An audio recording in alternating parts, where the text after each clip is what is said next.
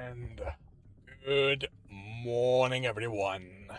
Good morning, and welcome to Tuesday, second day of the work week for those of us who work under that schedule. I hope you've had a good start to the week, that you are energized for the rest of it. Now, why did the cookie go to school on Tuesday to become a smart cookie?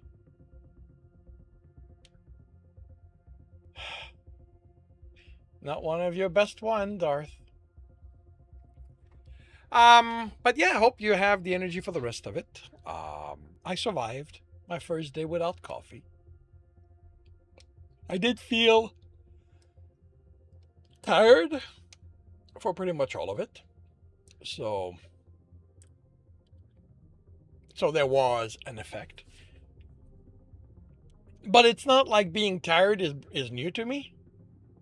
Feeling tired is often how I function. So but yeah, otherwise things went well. Not nothing to say really. Um I guess there are going to be a lot of yawning, probably. Probably. There was a lot of yawning yesterday. And having said it, hey,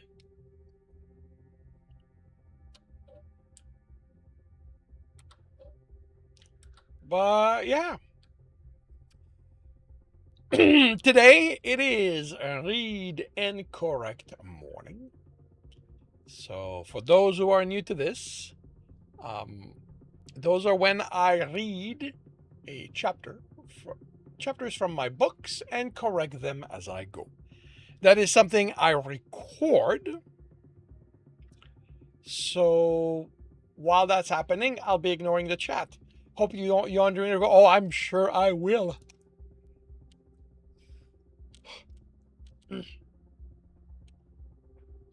I am certain that I will.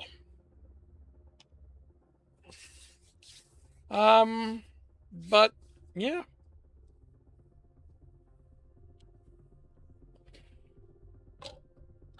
It's gonna be a little bit on the short side today for the recording, since last week I had a day off. But we'll see what happens. And alrighty. So I'm gonna get this started by confirming the microphone is on, turning off desktop audio. I will confirm I'm on the correct screen. I have the correct image up.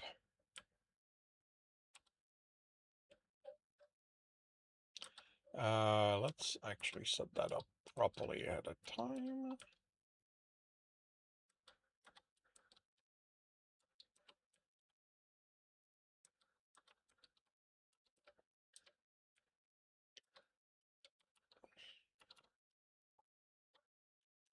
Alright, I am going to start the recording and I'll see you all on the other side. Welcome back to another reading and correcting with me, Kindar, the Tiger Writes, and Ty, the Tiger Supervisor. These are where I read a chapter from one of my stories and correct it as I go. If you want to listen to these live, it's every Tuesday morning, 8 a.m. Eastern Time on Twitch and YouTube. And if you are looking to support me, that is on my Patreon. Today, we are doing chapter 19 of The Engineer's Family. How is it the orphanage have ratings and eateries don't? Jer asked, leaning against Gralgaran in the living room couch, reading on his tablet. Eateries are rated, he replied, reading the orphanage's accreditation. Where? I tried to rate the one I ate at, but I couldn't find anywhere to do it. He paused. Why would you rate an eatery? You don't have the qualification to judge the safety of their operation. But I can tell people what I thought of the food. Actually, Okay, I can write.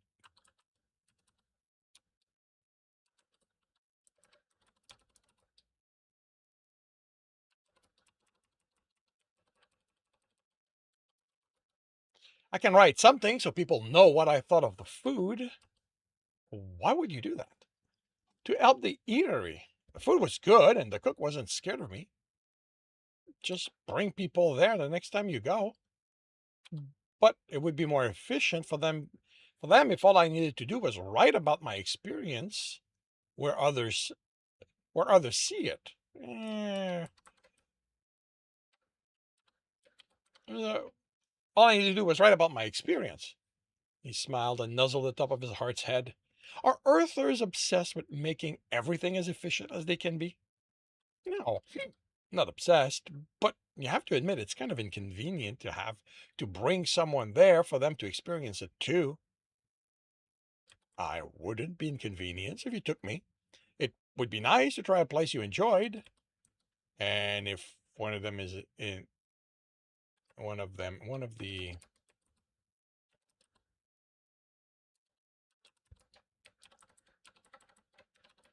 if one of the orphanage in the area, I'll take you. And what are you two up? And what are you two up to? Parr asked, stepping in front of the couch. She tapped Jer's leg. Raise them so I can sit. I'm finding out about Earthers' obsession with broadcasting their thoughts about shops they try. Not an obsession. He lowered them on her lap. It just seems to me that it's more efficient to. And Earthers consider efficiency to be important in social endeavor. Not about how important. Don't you want to know if a place is good before you go shop there? Since we're talking social here, I guess you don't mean if they meet the safety and quality standards. No, I mean, will a shopkeeper treat you well? Are they polite? Are they, I don't know, whatever you look for in a shopping experience? Handsome, Mars said. He raised Gargaran's back and sat, lowering it. Playful is also a good thing. He likes his mail to be a bit of a tease, his mother said. That hasn't been my experience, Jerry replied. You aren't a stranger. You aren't a stranger I just want to play with. What are you two doing? I am researching orphanages with good accreditation, Gargaran said. Just complaining about a lack of a way for people to tell others what they think of where they shop. You can tell others, Mars said. You can tell me. I'll be happy to listen to your thoughts about that shop. Okay, I get it, Jill laughed. You like making that experience personal. Why do Earthers prefer it impersonal? Parr asked. I don't know what I don't know that we do. It's not like I've done it often, but back on Earth I check rating sites before shopping places. What about the station you worked on? His father asked. Not enough places to bother. It was military, so most of it was about providing what was needed, and only a handful of places had luxuries. I mostly printed what I needed there. On the Bain, by the time things weren't feeling new and overwhelming, I had the massage parlor where I went, a tailor, a restaurant I liked, so I didn't think to look for other places. But the selection wasn't like it is on a planet. With a hover, I have the quarter of it to choose where I'll shop if I want to be quick. I make it a day trip and I can go anywhere I want. Don't forget the station. Gurgan said most of the goods from other species will be sold there.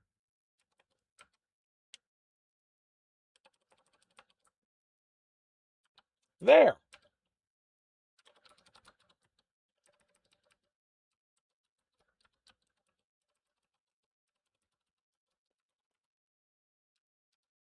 How will you know which of those you want to shop at before you go? If I don't know anyone who's been there, Parr said, I'd rather go and see for myself. But what if you go and don't find any you like? Then I'm sure I'll find someone to make the trip worthwhile if Mar doesn't come with me. Gregor looked at his mother. When did you take an interest in other species? Interest is too strong of a word, but your father telling me about Jer has made me curious about other experiences. I will never get used to how open you all are about sex. He only has good thing to say. That's not the point. Just face was that amusing pink. How would you feel if I told you the things he did with? Never mind. His mother was grinning. But do you prefer I not discuss it? His father asked. Is sex something you talk about with strangers on the street? Of course not. I wouldn't want someone I'm not on short name basis with to think they can just approach you. Jerry looked up at him. So, you tell someone you're on a short name basis how good of the sex with me was? His father hesitated. If you were Kelsarian without hesitation, I get the sense I'd want to check with you before doing that, though. Thank you. I'm not entirely comfortable with people on you know what? That will be itemized. I'm not on a short name basis with knowing the kind of sex I get up to. I feel that's information someone needs to earn by getting to know me. That's an interesting view on it, his mother said. Any orphanages with good rating? More than I expect are mid-ranged, Jer said. If the if the place I ran was going to be rated by some government agency, I'd make sure it's in top shape. But you'd have to know when they are evaluating, Mars said, which you can't legally find out. The point is to prevent them from making things better for the evaluation. The good place will always be good because that's what they want to be. Those that are afraid will always be good because they can't know when it happens. Then you have the rest, of which only those middling will be allowed to remain in operation. Check the rating for the forest, his mother said conspiratorially. You don't have to. I can tell you that I maintain my forest so that we are always among the top rated. I care about my trees and my animals and the service we provide to people. Room appeared before the couch. This isn't fair, you know. You can't just crowd it so I don't have space. There's space next to me, Mars said. Thanks, Dad. But you aren't who I want to stretch out on right now. I'd better move, his mother said, before Rouge starts whining about not getting his favorite spot. I don't whine, Mom, his brother whined. Of course not. You simply apply social pressure to get your way, and I'm a good mother and give into it. Then his brother sprawled on top of Jer and Gargaron. You are so comfortable. Jer looked at Gargaron. I guess you're on your own for the rest of the research. The oaf here isn't going to let me read. Gargaron handed his tablet to his father. It's okay. We can both use a rest. He caressed his heart's cheek and enjoyed the company. The shipyard, as far as Gargaron was concerned, was depressing. It wasn't how it looked, but what it represented. Each time he was recalled to Kelser to bring the Bane here, there was a chance. This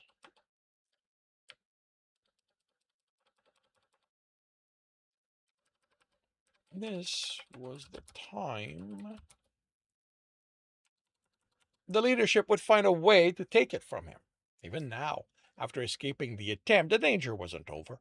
Not until he was back in space with it would he be certain they were safe. Captain, I'm mechanic Harmar Storek Tornachi Romak. I'm here to answer any question you have regarding how the work is progressing. You can address me as Captain Gralgaran Salalavnir. How is the work progressing? We're on schedule for your ship to be moved to the secondary dock in 38 days. From there on, you'll be able to recall those of your crew you feel are needed to look over the work and make sure details match our report. I'm confident everything will meet your standard. Did you leave engineering alone? Well, no. The upgrade to orders included the addition of a fighter ship bay. That means we had to update the boards in engineering to handle their power requirement. then I can assure you that you'll have complaints. My engineer doesn't like anyone he hasn't approved in his engineering. We didn't touch the reactor. Then you save yourself some screaming. How about you show me the work that's been done? The bridge looked smaller. He knew it was his imagination, but he still felt like the conversion of one of the unused bores to deal with the fighter ships took away space. That was the one actual difference. There was one actual difference. He pointed to the the welded metal on the floor in the center. What's that? That's the armature for your chair. As you can imagine, it's not a high on the priority. It's not high priority. But when technicians aren't busy, I have them work on lower priority items like this. Why are you adding a chair? It's on the list of updates, standard on all ships. Not on mine, he stated, controlling his temper and ears. This mail wasn't the one behind it. He worked from the list he was handed. And it would be many hands removed before whoever in the leadership had added that element would be found, if he chose to try. He had better things to do. Remove them. I stand on my bridge. Of course, the mailman notes. This is the this is only one of the cargo bay. It felt larger. Yes, up there are the ship's clamps. It's how we can fit six in this space. Two can land at the same time, then come here, and they get lifted out of the way. Those that need to be worked on get lowered, and the clamps have full mobility so the fighters can be turned to give access to any section needing repairs. You have to find a mechanic to manage that work, along with pilots. Over there are the new printers, completely up to date. The power conduits have been upgraded to handle the increased power demand. Eh, how will that impact the reactor? He might as well preemptively inform Alex and get that explosion out of the way. I don't think it should, he read. According to this, it's within the parameters. But would it be within Alex's parameter? Can I get the numbers? I'll run them by my engineer so he can arrange for other upgrades if he decides they're needed. Of course. Now, let me show you the upgrades to your propulsion system. The Bane would be more effective, he told himself, looking out of the shuttle taking him back to Kelser. And that was a good thing. He didn't look forward to the chaos of everyone getting used to the new systems and the problems that creeped up because no one here accounted for the stress of active space travel and hunts. But it had only taken a year, a bit more, the last time. A refit had been forced on him. More effective, once everyone was used to the changes. Now he had to deal with mitigating a disaster before he stepped back onto the ship and made everyone's life difficult. The door opened and a young male stared at him. Hello, he said. Can you tell Alexiana Karanan? Wait, that doesn't look right. Ah, pa pa pa pa pa pa. Da, da, da, da, da, da.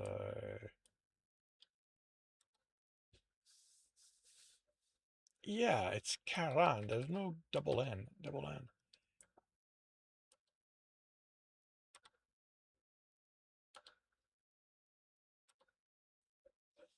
Can you tell Alexiana Karan de Baren that Gargran Ravnir is here? The male nodded, his nostril flaring, but didn't move. Tanikal, what have I told you about keeping the door? Oh, greetings. An older female said. Tanikal, stop staring. Go inside and smell your father. I'm sorry, she said once the youth had left. He's at that age where he's extremely aware of how good everyone smells. He chuckled. I remember that age. Got myself in trouble with a few strangers. We all do. Uh, you are Al's captain, if I'm not mistaken. Gargaran Selalavnir. You can address me as Igzi Narosti Armit Tunis. I'm Al's sister. I'll take you to him. He's been in the pool. He's in the pool to help him. He's in the pool. It helps him think. The house was busy, males and females of all ages, some wrangling cubs, others with a pack of them and a tablet to entertain them. To entertain with a pack and a tablet to entertain them. Or teach him. He didn't remember if Alex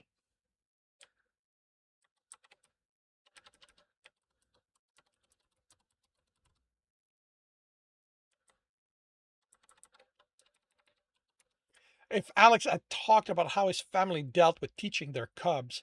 They lived in the plains, so it wasn't convenient for them to attend a learning center. The pool was at the back, and behind that, the field of grain Alex's family grew. He was the exception who didn't work on the farm. Too smart for it, his friend had often said, with a mix of pride and sadness. Al, she called to the blond male swimming. Someone's here to see you. The male paused to look, then let the current push him to the edge, where he tapped the controls and the pool water settled. Well, I didn't expect. What's wrong? You wouldn't come unless something was wrong with the ship. What did it say about his friendship? That was the only reason Alex could think of. It was too easy to think the closeness of the Bane was enough here. He needed to do better. Wrong is too strong of a word, but the Bane is being refit, and that means changes. I figured you should know about them now instead of when you return to the ship, and I've missed you. His friend snorted as he pulled himself out, and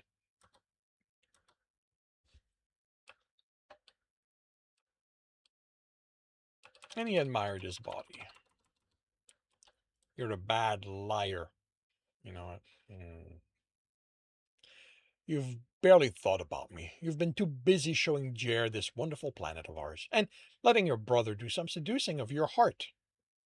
I don't let Room do anything, and how do you know about that? Jer has contacted me a few times. I'm sorry, I'm not mad, Growl. And you'll notice I've also been too busy to call you. They've been keeping me busy. I forgot how crowded home got this close to the harvest. Emotion. Show me what those idiots are doing. Gurgran chose a seat, then pulled Alex on top of him before handing him his tablet. He ran his hand through the wet fur while Alex read. They can't be serious, he mumbled. Oh, okay. At least they considered that. More reading. Really? How do they have to increase the power requirement to weapons they aren't upgrading? More reading, but grumblings. Then he handed the tablet back. I can't believe you are letting them get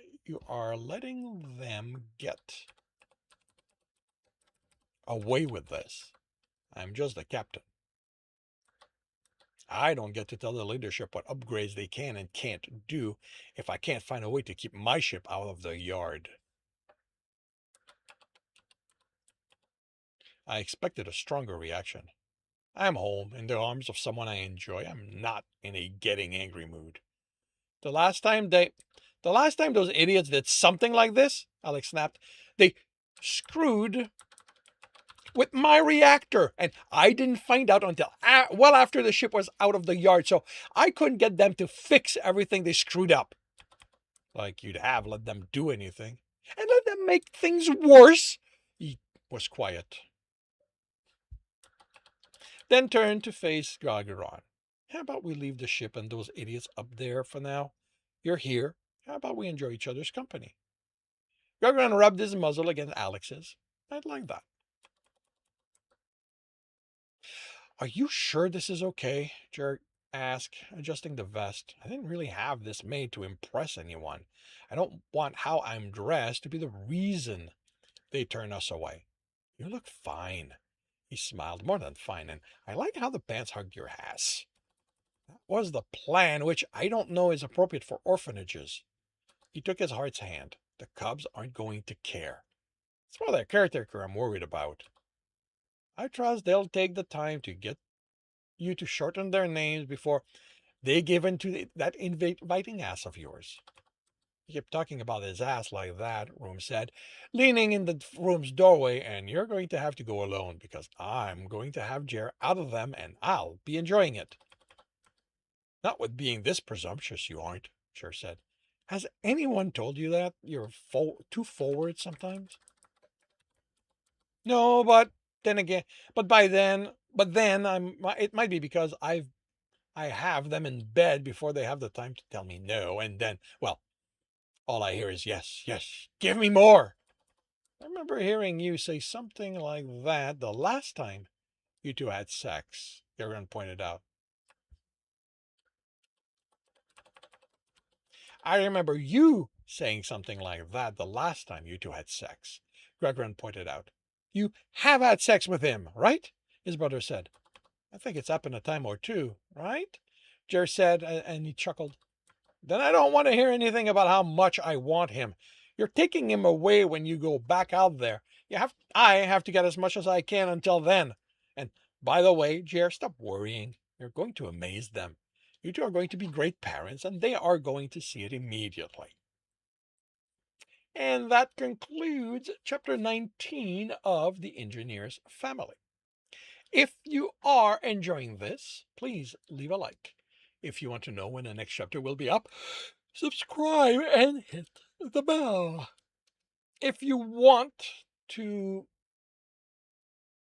read this story, it's available on a Ream Story as well as my Patreon. And if you want to listen to these live, it's every Tuesday morning, 8 a.m. Eastern Time on Twitch and YouTube. Links are in the notes, and with that, I shall wish you a good day.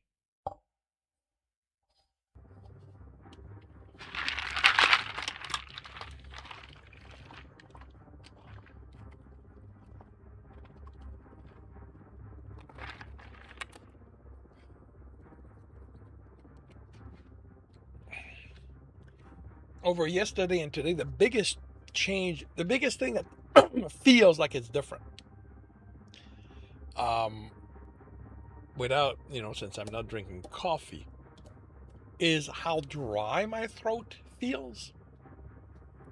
And I don't know if it's because my, you know, my travel mug of coffee was enough to get my hydration going in the morning. And without that, I do drink some water instead, but probably not as much. So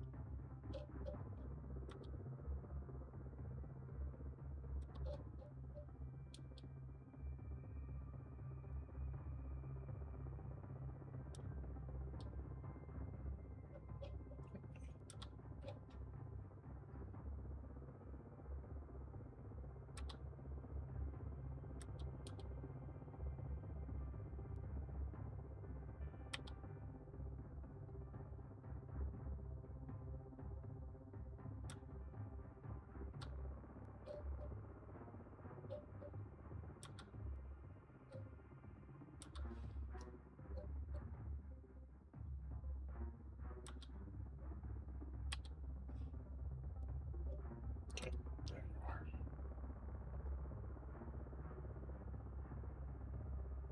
Except that's not the one I wanted there.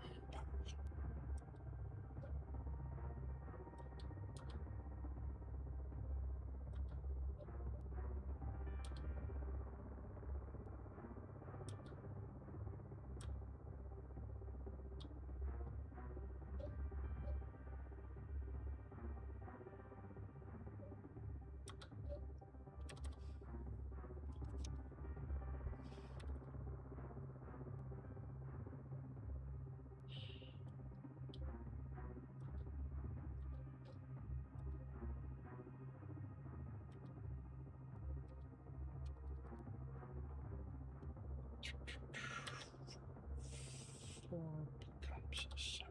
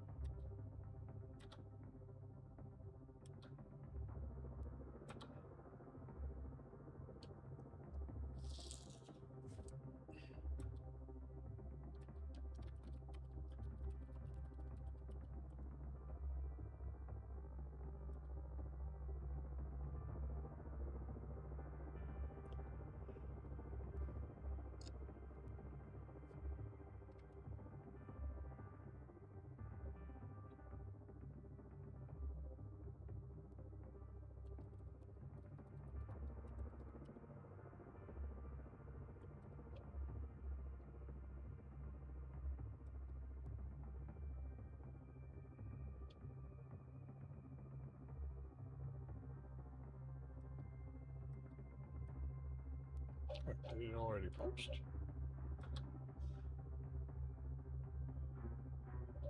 No, what happened? Oh, wait.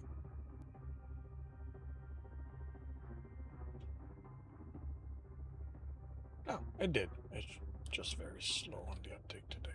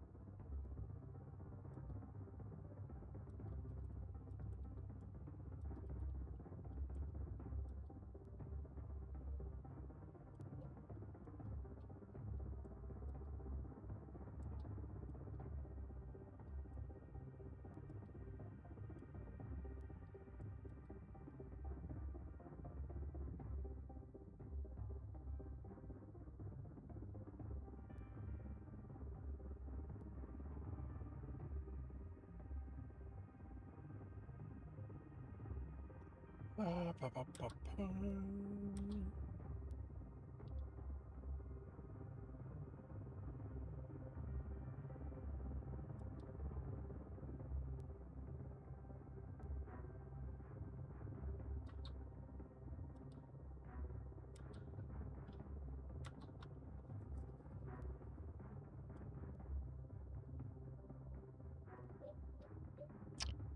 Okay. It's done.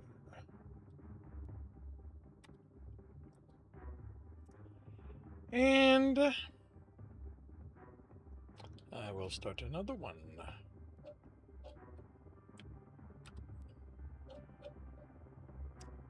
By confirming the microphone is on, turning off desktop audio.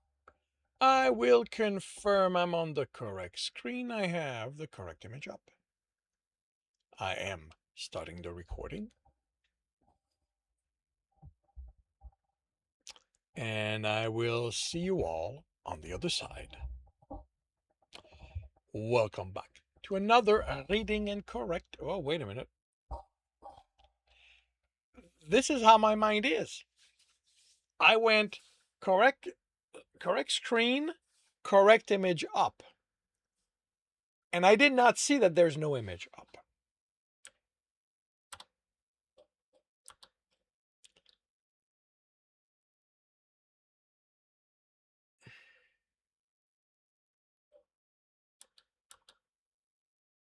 Huh.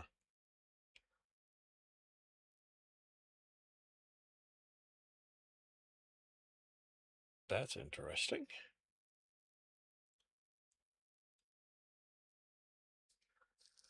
I guess there's a minimum required time for it to record. Okay, well, no complaints there. All right, let's start this again. Welcome back to another Reading and Correcting with me, Kindar, the Tiger Writes, and Ty, the Tiger Supervisor. These are where I read a chapter from one of my stories and correct it as I go. If you want to listen to these live, it's every Tuesday morning, 8 a.m. Eastern Time on Twitch and YouTube. And if you are looking to support me, that is on my Patreon. Today, we are doing chapter 20 of The Engineer's Family. Okay, I am going to rewrite this.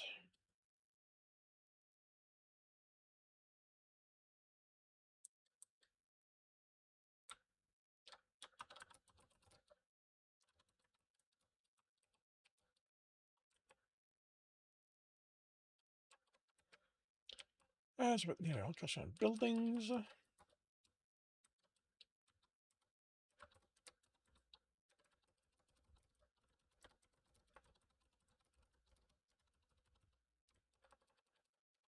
There we go. As with all Calcarian buildings, Jeremy felt they were much larger than needed.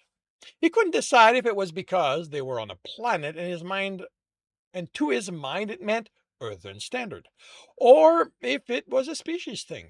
But as he looked down on the orphanage and the plot of land behind it, he couldn't stop himself from thinking there had to be hundreds of cubs there instead of the 78 their site reported.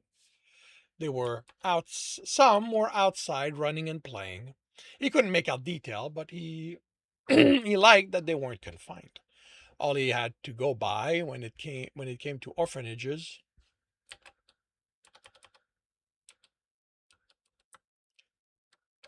were those that showed up on comedies, and they were always bleak places. This one was the best rated on the planet over its 100-year of existence. It had been caught with only a handful of infraction and never the same, or any which could be attributed to negligence. Growlett contacted families who had adopted there, and they made an appointment for him and Jeremy. He had been amused by his reaction, as the person he spoke with clearly knew who he was and seemed to be gushing. Anything I need to know ahead of time? Jeremy asked. As the hover landed, it's not like I know how orphanages are run. Didn't you?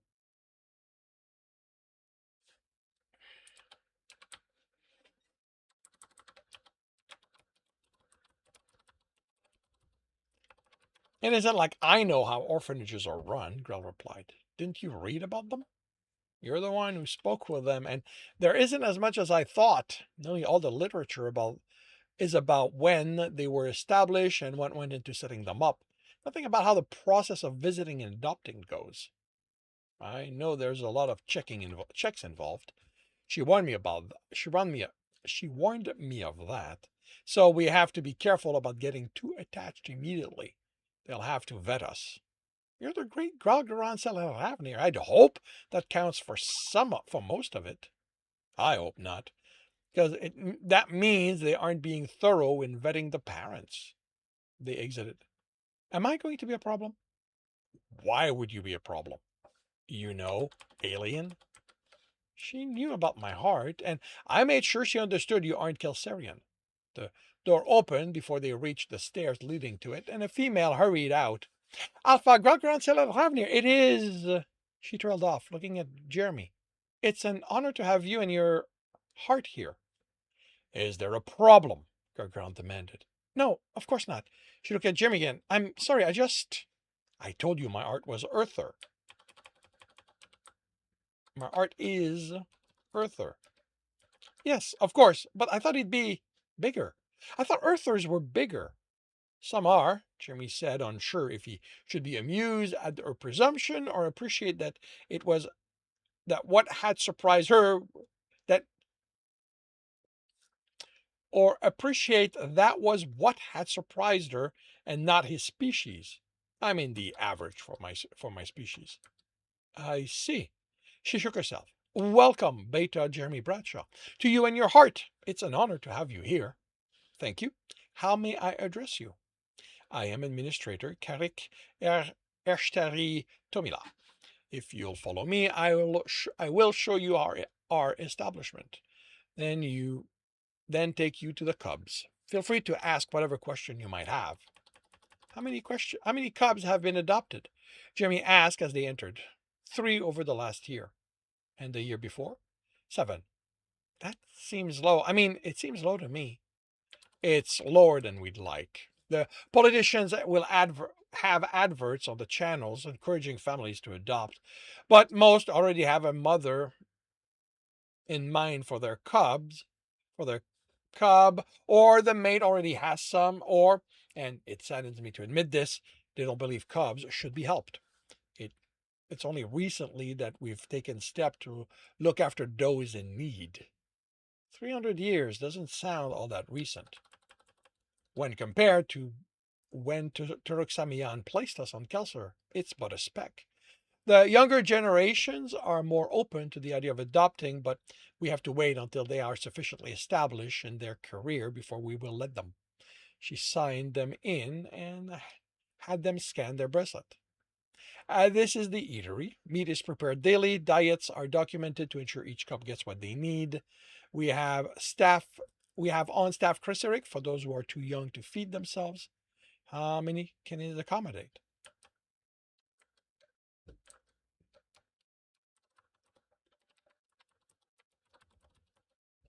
How many can it accommodate? Jeremy asked.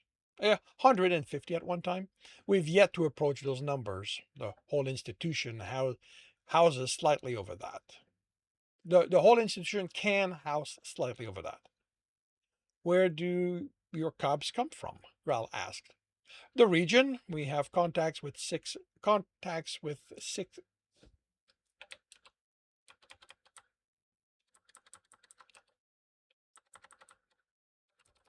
6 largest cities. I mean, how did they become orphaned? Death of their parents. Didn't any of their relatives take them in? She was silent while they moved by doors. As I said, she finally said, we're only recently getting to accept taking care of those who can't take care of themselves. We always reach out to the relatives, but we've had few successes. This is our learning center. When we started, we had a contract with the closest one, but that didn't go well.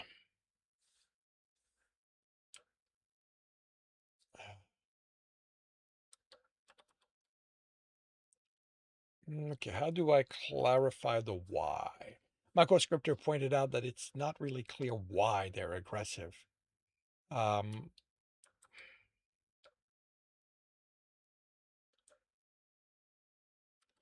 um,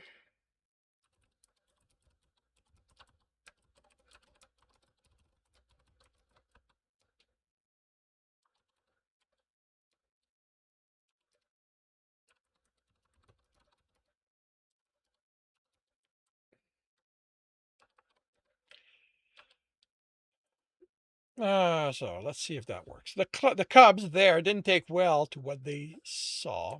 Yeah, I know. I'm always flipping these as weak intruders and were aggressive toward ours. So we created our own. We provide education from earliest cubhood until a cub can attend an academy or declare themselves independent. Is that something they get to determine, or has the government set a minimum age? They need to have passed all the learning center evaluations. It usually happens between 16 and 19. We encourage them to go to an academy after that, but we can't force them. She opened the door. Medical. We have 2 medics on duty at any shift. A doctor comes for 3rd shift and is on call for emergencies. An older youth was being examined by a medic. What are the sleeping arrangements? Variable. Not all our cubs do well with communal sleeping. They get their own bed. Most outgrow it, but some still sleep alone by the time they claim independence. The unoccupied medic stared at them, or Jeremy figured at him. Anytime they passed someone, he was who they noticed. Grant might have told her to expect him, but it felt like she hadn't considered warning the rest of the staff. The next door she opened was a large room with 9 older cubs, some almost young adults. This is where our older cubs gather for leisure and activities. Are the cubs segregated? Gral asked as the cubs approach. Only for certain activities. What are you? A female asked Jeremy. I'm an earthers.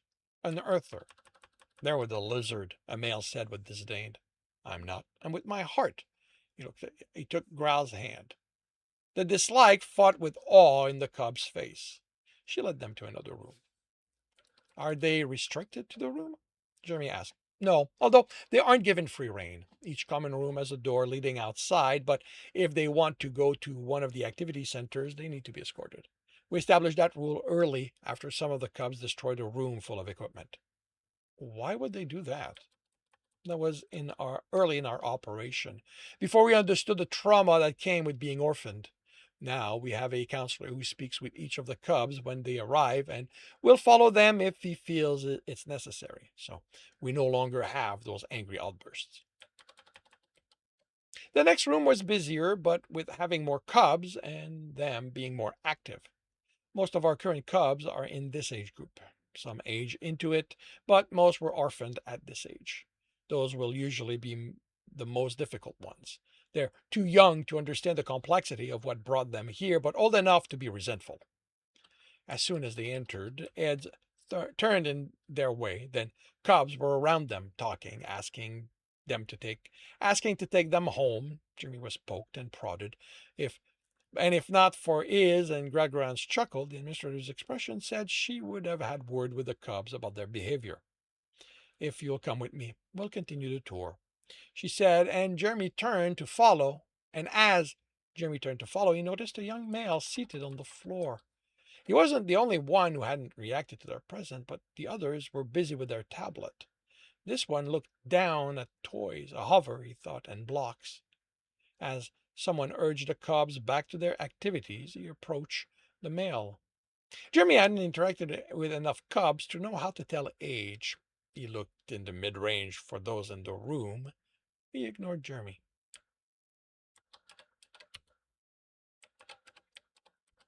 How can I address you? He asked, sitting before the cub.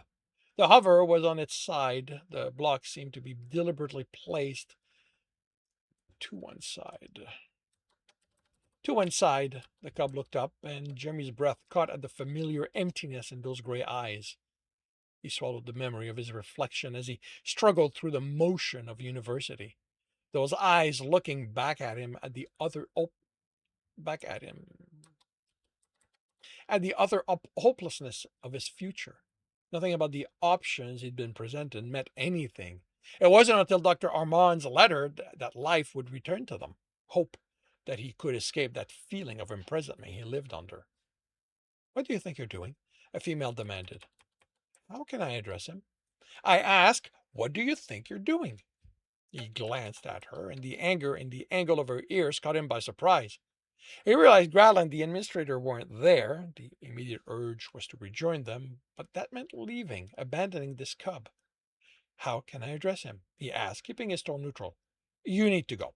I don't know who let you in, but your kind isn't welcome here. You can address me, he told her, unable to keep from clipping the words as Beta Jeremy Bradshaw. I am here with my heart, Alpha Gregoran Ravnir. Now, how can I address him? She left in a huff, and Jeremy rolled his eyes. Some people, right? He told the cub, who hadn't reacted to the exchange. I guess some people just can't handle differences. Still no reaction. I guess you don't feel like laughing right now. I remember how that was. I don't know why you're like this. For me, it felt like I was in prison, in cells. He had to pull the other term from deep in his memory. And the incarceration center? Still no reaction. It was just uni, the academy, but everyone kept telling me that once I finished there, I'd get all the females, that I'd be able to have this large family. He ran over this place. That's what was expected back on Earth. That's what's expected back on Earth. You're a guy, you find a girl, you have kids, and you live happily ever after. I felt like I was drowning. I couldn't think of a reason to keep going. I dealt with it by throwing myself in my studies, but those were coming to an end, and I didn't know what I was going to do after I what I was contemplating wasn't pretty. Had the ear twitched, or was it his imagination? I wish I knew what happened to you. The cub looked down at the toys, at the toy, the hover on its side. Yeah, that'd be plural. The hover on its side, the block placed. The cub took a small figure of a female and placed it by the hover. An accident? Hovers could fail. I wish I could help you, Jimmy whispered. I wish I could bring her back for you, but she's in the forest now. You understand that? Do you know what it means that she's with Turek Samian and the other gods? The nod was minute, but Jeremy knew he hadn't imagined it. It doesn't help. I get that. She's there and you're here. You miss her. You don't think it's fair? Man, it isn't. Not really. And I can't change that. Was a tear a good sign? He so wasn't qualified for this, except he knew that feeling. He knew what he'd wanted, what that letter had meant. If I could take you away, would you want that? Me and my heart live up there. He pointed up, but the cub grabbed his finger, held it tightly enough, his claws poke his skin. You don't want. Okay. It won't be his skin because he is always clawed.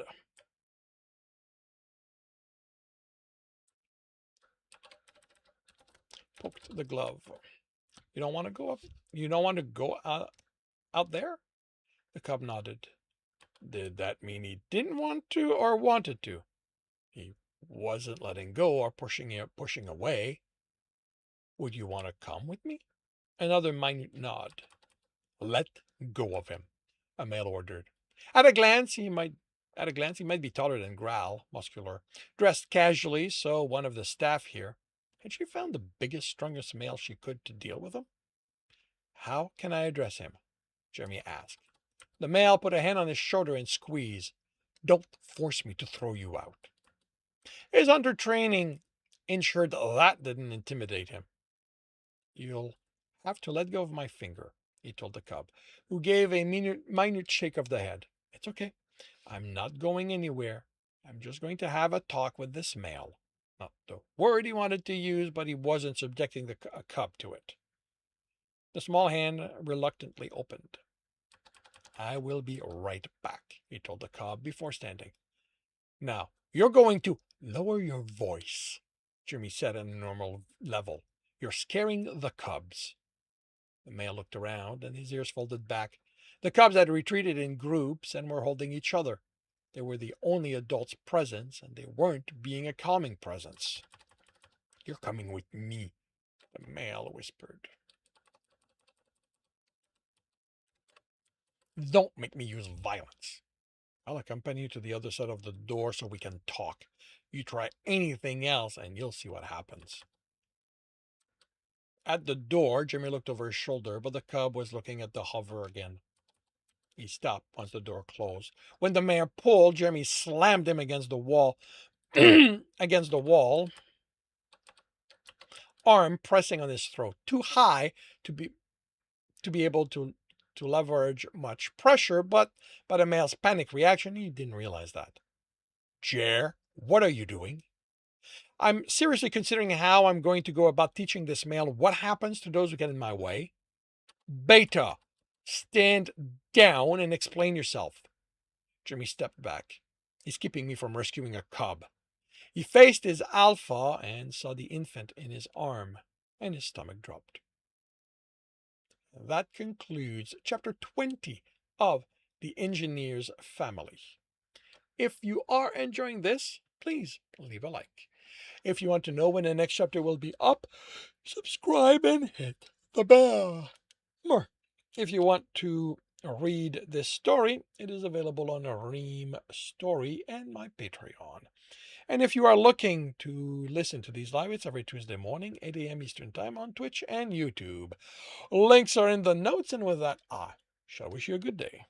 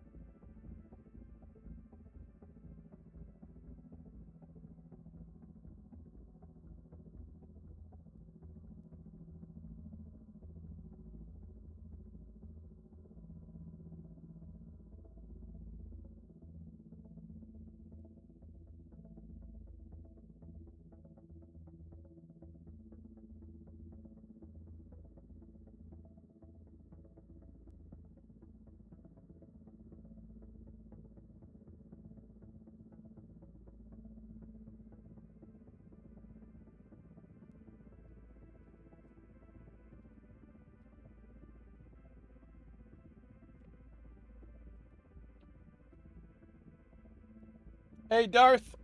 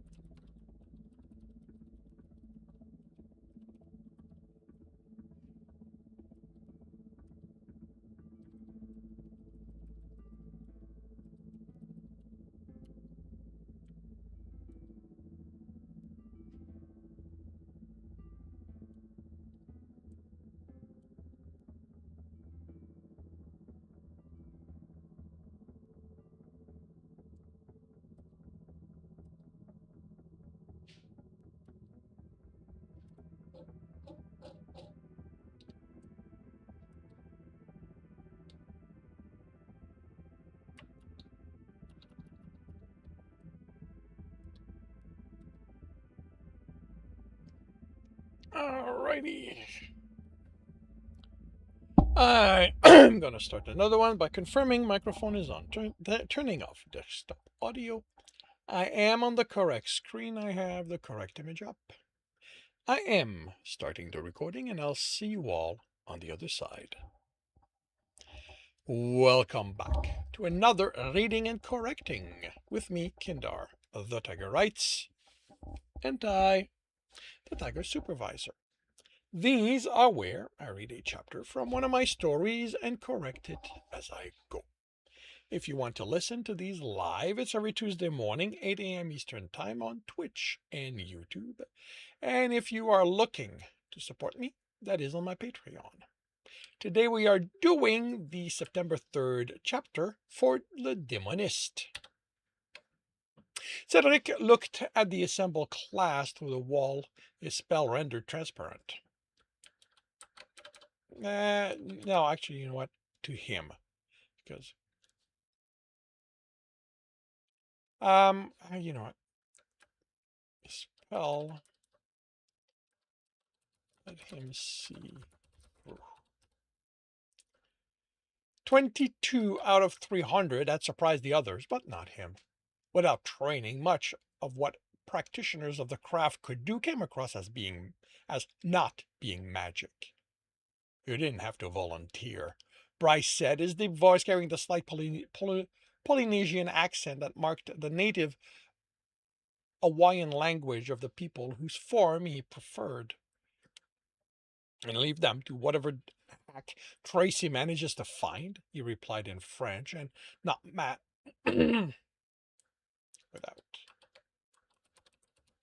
without masking his disdain for most who claimed to be practitioners. He couldn't deny they used magic, but he could easily deny that they had any skill in it. No.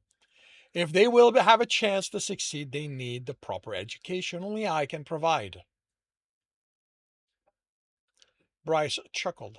Then you'll want to speak English. I am quite aware of that, he replied, annoyed. A gesture undid the spell, and the wall became opaque, showing the door he entered through. He'd considered teleportation, but this was a classroom, not some villain he needed to put off balance.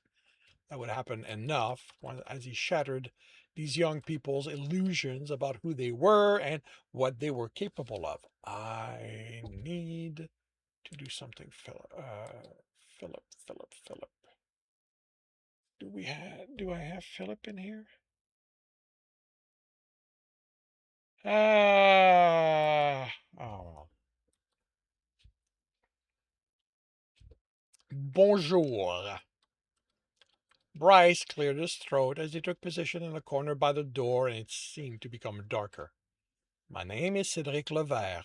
Those of you who have been attentive to the world you are training to for will know that out there, when I choose to intervene, I go by Le Démoniste.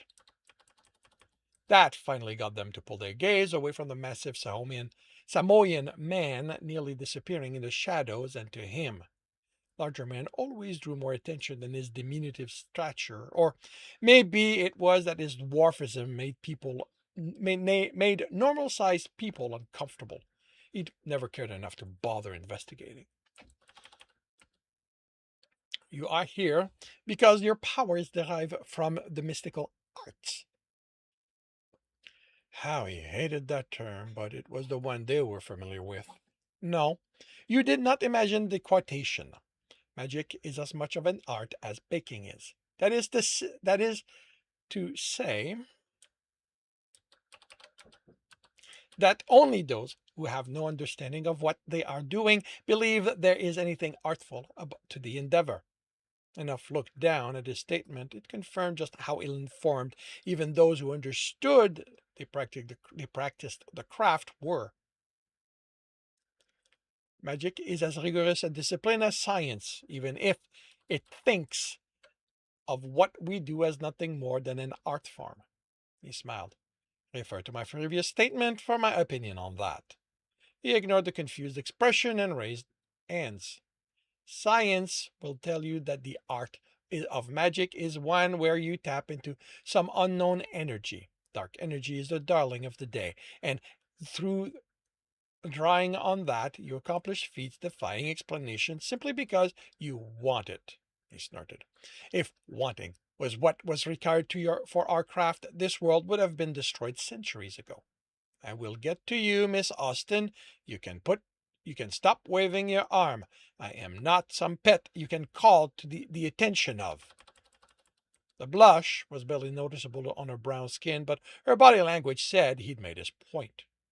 Whereas science takes every opportunity to study those heroes they consider normal so they can understand their power in the hopes of replicating them or annihilating them, it's seen it on enough worlds to doubt science motives were entirely pure.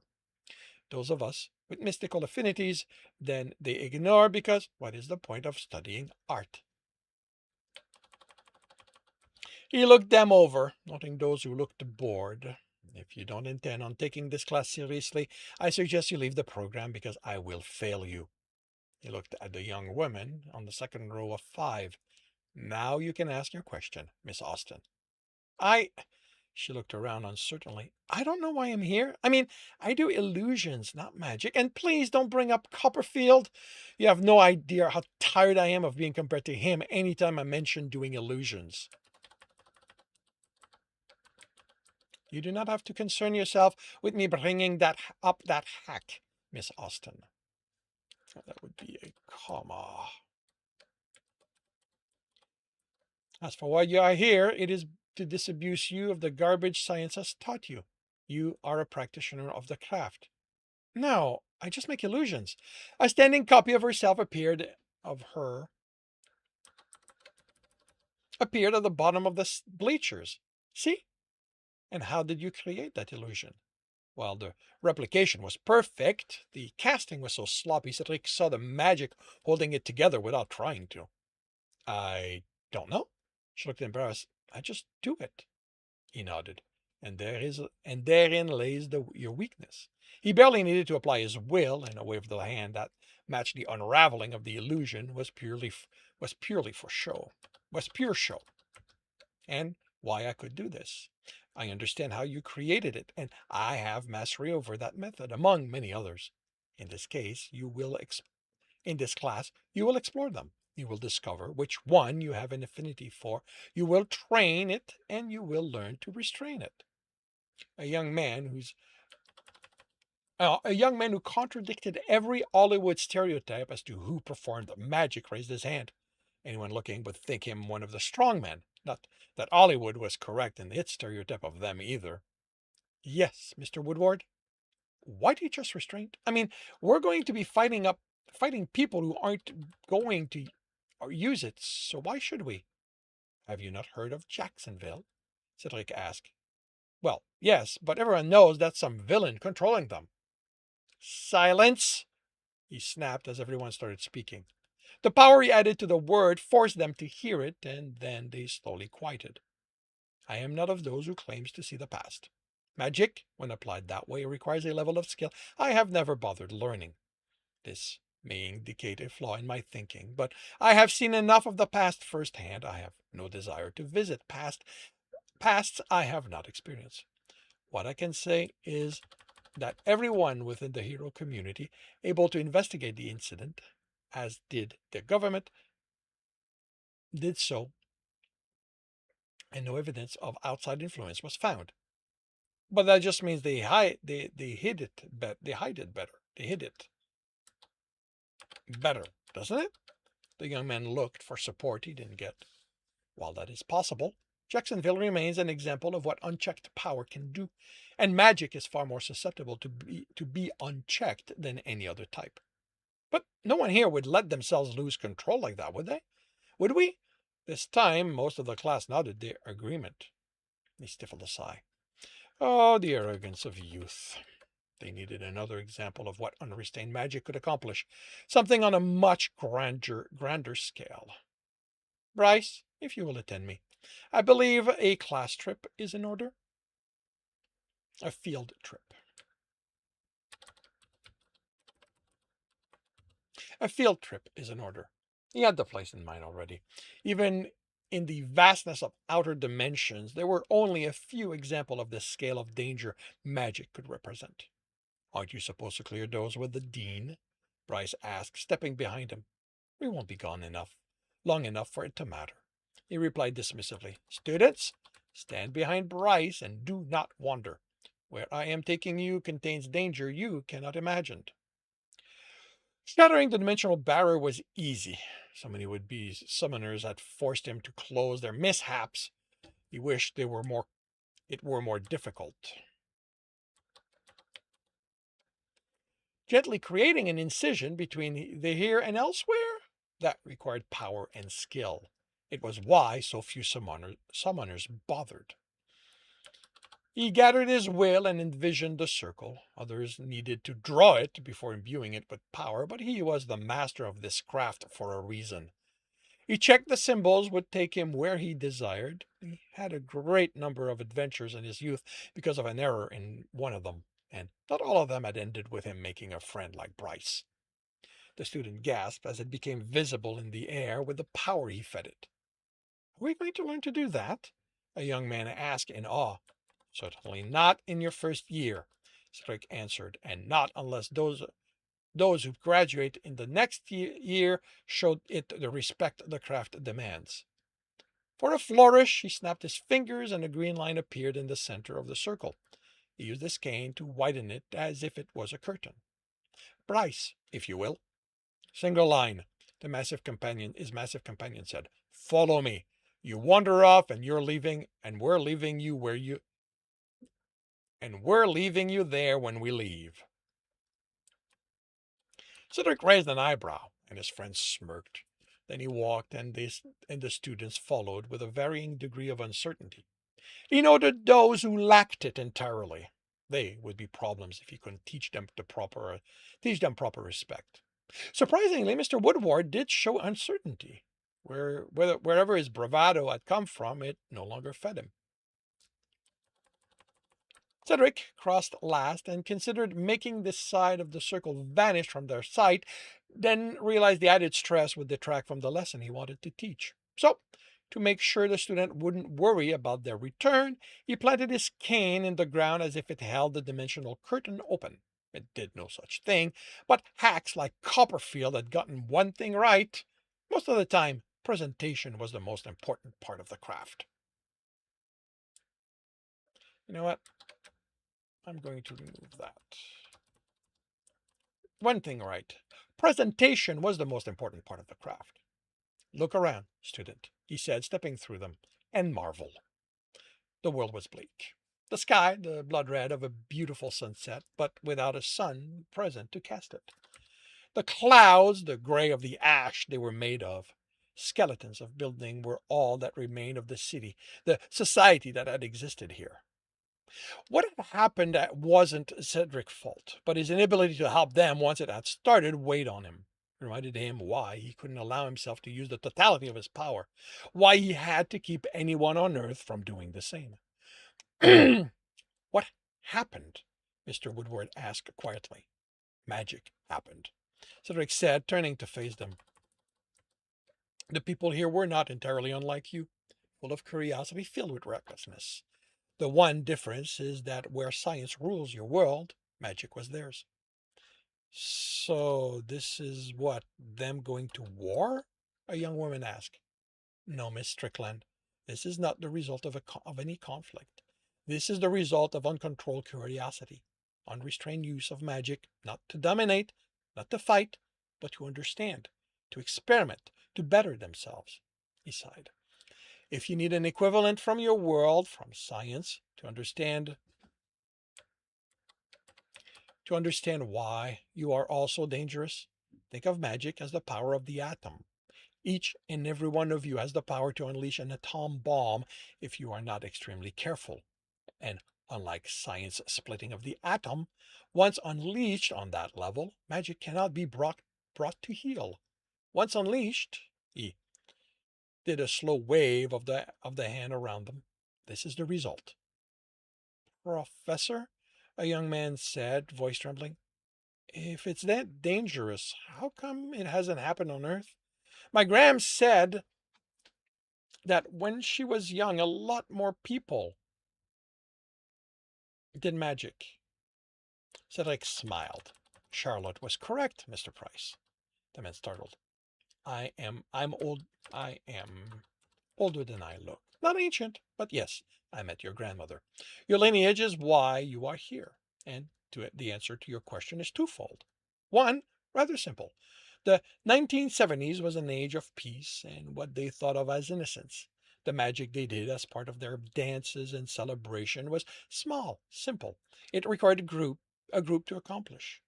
You might consider this counterintuitive, but it is actually more difficult to perform the kind of magic that can cause this in a group rather than alone. It's not impossible, and even then, there were mishaps, which led to the second reason why the world still stands today. Me, your grandmother, and those like us who are interested in seeing it continue. Continue. Am I? That will be up to you. Your lineage did not always have the best interest. Oops, what did I do? Oh, the best interest of others in mind. It is a truth that any world where free will is allowed, that some people will put their interest before the well-being of others. It is why people like you are needed, not strong crafters, but crafters willing to stand before them and tell them no, to muster their will and do whatever is required to prevent this from happening on a small or large scale. Let me give you this warning, so you may better decide if you wish to continue on this path. Our lives are not easy ones. Too many die before they should because the opposition doesn't care if you are ready or not. It's my hope that by teaching you, you will be better prepared for when you'll be called on to act, that you graduate to be hero or not, because unlike the others in this curriculum, you will not stand on the sideline if you don't graduate. We of the craft don't have that luxury of listening to governments who would rather we don't get involved. While other can stem while others can stem magic. Only magic can fight magic. If you decide to stay on the sideline, you will do so knowing this is the potential result. He felt the weight of what he had imparted them as much as they seemed. That was good, but he hadn't planned to shatter their illusion this early. Still, it was for the best. Unlike the others, he and those like him couldn't afford to lose track of the seriousness of the situation. They should understand the battles they were preparing for. Bryce, if you will. All right, he intoned. You can move about, but do not go anywhere. You'll lose sight of me. I can't see you, and I'm not going to rescue you if you get in trouble. With a mix of apprehension and muted excitement, the students spread among the remnant of the street. How are you holding up? Bryce asked, placing a hand on Cedric's shoulder. I'm good. Don't do that. None of them understands French. Cedric looked at them. I hate the reality they have to grow up in. Even without Jacksonville, they'd have been pulled into one of the groups with barely the time to train before they'd have to confront someone too powerful for them. You agreed to take part in this to help with that. Doesn't mean I wanted to steal their joy of discovery from them. I remember the fun I had gallivanting from world to world when I was young. I got to enjoy all this before I understood the weight I'd taken on. I should have let them I should have let them have that. You told me how different this time is from when you were young. Not that different. I mean, you were strong enough to cause something like this then. Fine. Quite different. It still isn't fair. I know. You know I don't believe in fairness. It's death. It's a death sentence where I'm from. Professor? A student called, curiosity in the tone instead of alarm. What is that? Students, Bryce called. Gather around if you don't want to be without protection. Really? Cedric said, rolling his eyes. I won't have them thinking I'll get them out of whatever problem they get themselves into if they step out of my sight. Even if I know you'll tell me to rescue them. You want them to survive, they need to be properly scared of what's out there. All right, I get your point. He waited for the students to have gathered. Lead the way to what you found, Miss Sala.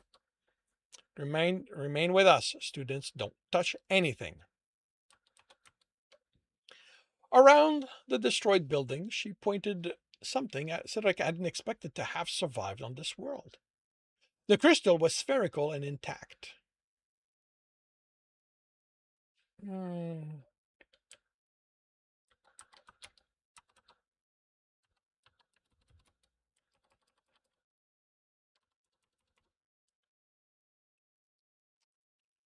Um, the crystal was a faceted sphere and intact, slightly under a meter in diameter. It had a milky white opacity that hinted at a shape within it.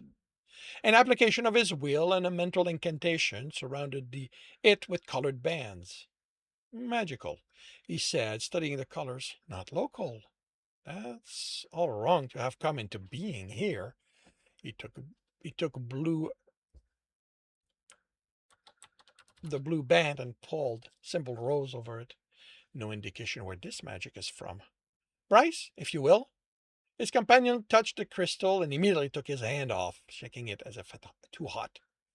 What is it? I'm not sure. Not malevolent.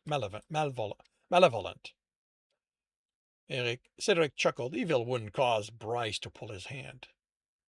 His companion hesitated, then put his hand on the crystal again.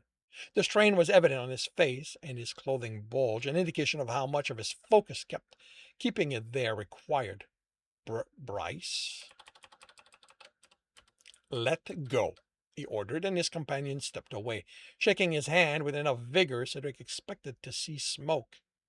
Whiteness, Bryce said, frowning.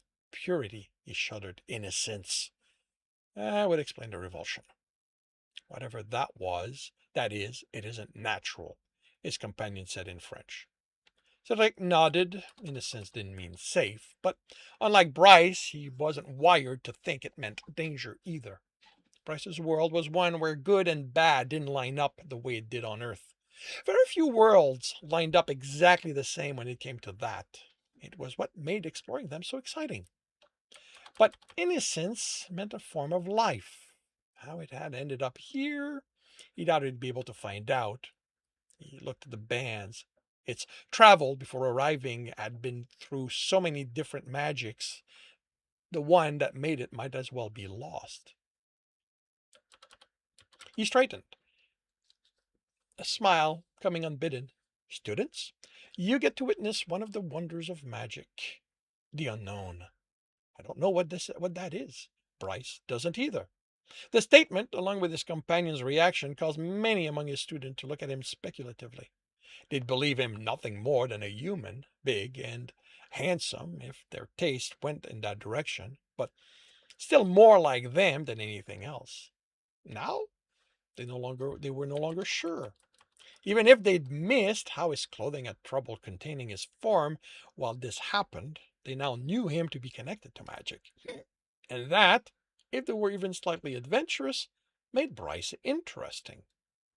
What does that mean? A young woman asked. That, Miss Hurtado, means we get to explore it. Is it safe? Mr. Woodward asked. Absolutely not, he grinned, rubbing his hand. That's what makes this so exciting. He dismissed the information ban and applied his will towards another spell and added gestures because why not? Lines of magic formed around the crystal and the student stepped away. Professor, what are you doing? Getting ready to bring it back. I'm certainly not going to ask any of you to carry it. His first attempt at lifting it strained the incantation. Interesting. That made it more anchored to the realm of Earth than he expected. He compensated, the lines gaining a gold glow. Should you be doing that? Isn't it going to put the school in danger? Hardly.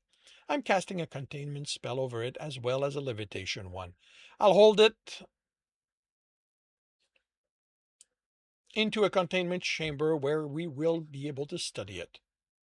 Wouldn't it be safer to leave it here? Cedric looked at the young man. Where is your sense of adventure, Mr. Garcia? The man looked around in the portal. Somewhere back there? Cedric grinned. Magic is about the unknown as much as what is known. There is so much and between the out there in and between the dimensions that you should never let an opportunity to explore it pass you by. You reined in some of his excitement. Remember to take the appropriate precautions, of course, but this can be fun. And I'll get to teach you the kind of magic you can apply in concrete situation as well. So everyone wins. This time, it raised off the ground. Bryce, if you will. His friend sighed. Behind me, everyone. Follow me. He lowered his voice and switched to French. This is a mistake, Cedric. He grinned. But that's when we have the most fun. With a shake of the head, Bryce led them through the portal. Cedric pulled his cane out of the ground, looked over his shoulder, letting the enormity of what had happened here temper his excitement, then stepped back into the classroom to start figuring out what it was that they had found. And that concludes September 3rd chapter for the Demonist. If you are enjoying this, please leave a like. If you want to know when the next chapter will be up, subscribe and hit the bell. If you want to read this story, it is on my Patreon as well as my website. And if you are looking to listen to these live, it's every Tuesday morning, 8 a.m. Eastern Time on Twitch and YouTube. Links are in the notes, and with that, I shall wish you a good day.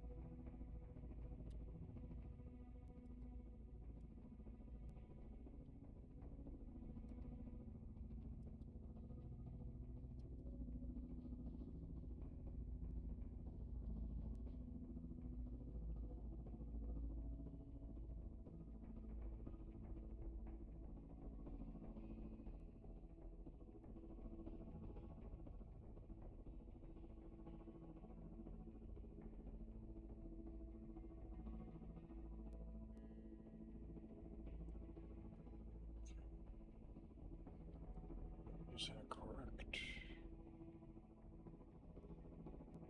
Oh, right. First of September. March 29th. ninth becomes the 5th.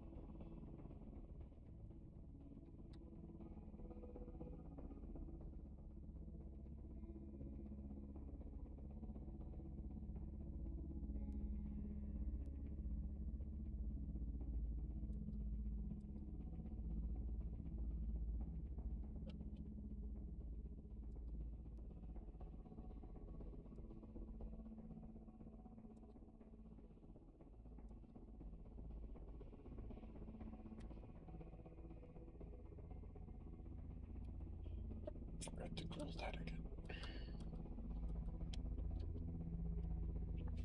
We thank you, Lord. His father spoke with reverence, hand flat on the table, as did Eric and his mother.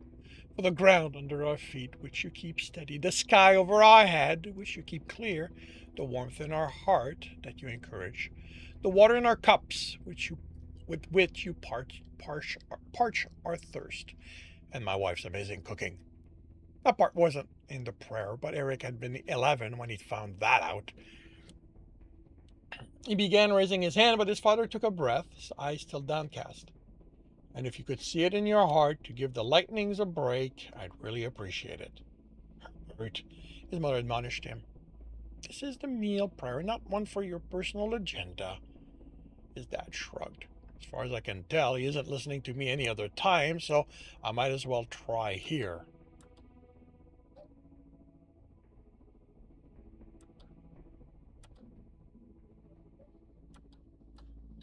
Eric, Eric kept the comment to himself, but he understood the Lord putting someone like his father on hold. His food was amazing, as amazing as he remembered. He'd missed this so much, sitting at the table with them, enjoying the food his mother had prepared for them. Even his father's occasional grumbling about the game, just to make the occasion perfect. Once he was done, he stood. Sit, his father said. You help with the cooking. I'm clearing the table. Dad, I can't. I said sit. Don't argue with your father, Eric. The tradition wouldn't be broken, even by the visiting son, it seemed. Whoever cooked did not participate in cleaning. He sat and the chair wobbled. Without thinking about it, he flipped it over and adjusted the footing. How's the army?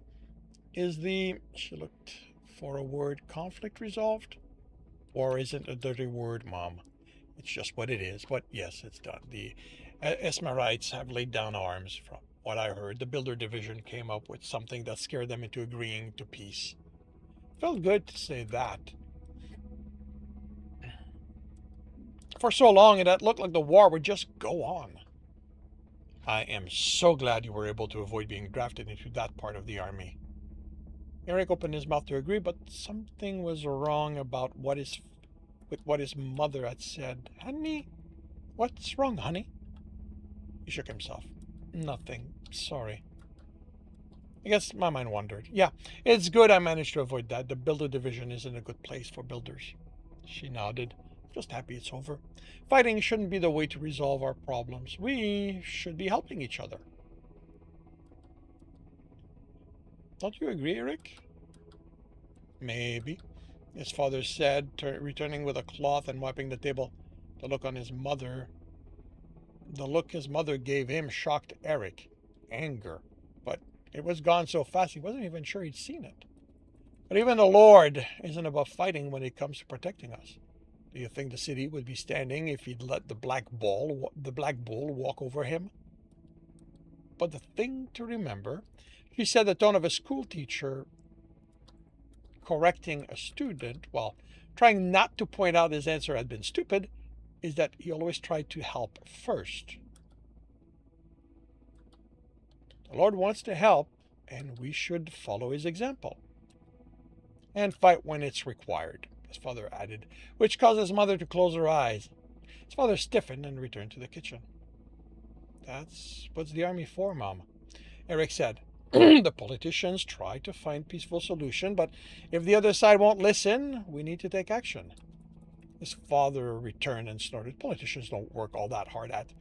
The important thing, his mother cut him off, is that the fighting is done and over with. We can move on to helping each other. Isn't that right, Eric? I guess it is. That isn't really my department, so I don't know how we could help the Esmerite. Well, they aren't the only one needing help, are they? If someone else came asking for help, you would help them, right? I guess. Again, I'm not the one making those decisions. I'm just a soldier, Mom. But yes, if I'm told to go help another country, that's what I'll do. The answer pleased her. Tell me, now that you're back, will you be making time for someone? I have someone, he answered. Is she human at least? Herbert. And that would be why he should have kept his mouth shut. Yet another thing he and his father would never see eye to eye on. I'm sorry, his father said. I didn't mean to imply it was wrong. Of course, it doesn't matter who she is. All that matters is that you be happy. Eric stared at his father. This was so out of character for him. Eric almost understood something then. Something important, something he needed to latch on if he wanted to get... Eric? His mother repeated it in his tone. Is your mind wandering again? I guess it is. It's all the food, he smiled. So who is she? Is she local? Did you meet her in your travels? She's sort of local, Eric said, watching his father for something. Cow. Really beautiful, funny, smart. She's part of a firm of... His voice trailed off. Was that right? Yes. Anita was Eric? His mother's tone was sharp. Sorry. Got distracted thinking of her. Someone's got it bad, his father said with a grin. Eric beamed. You have no idea. His father winked at his mother, who blushed. Oh, I wouldn't say that. She's in the army, Eric said, surprised with how at ease he was. This had been a conversation he'd always dreaded having with his father. A soldier too?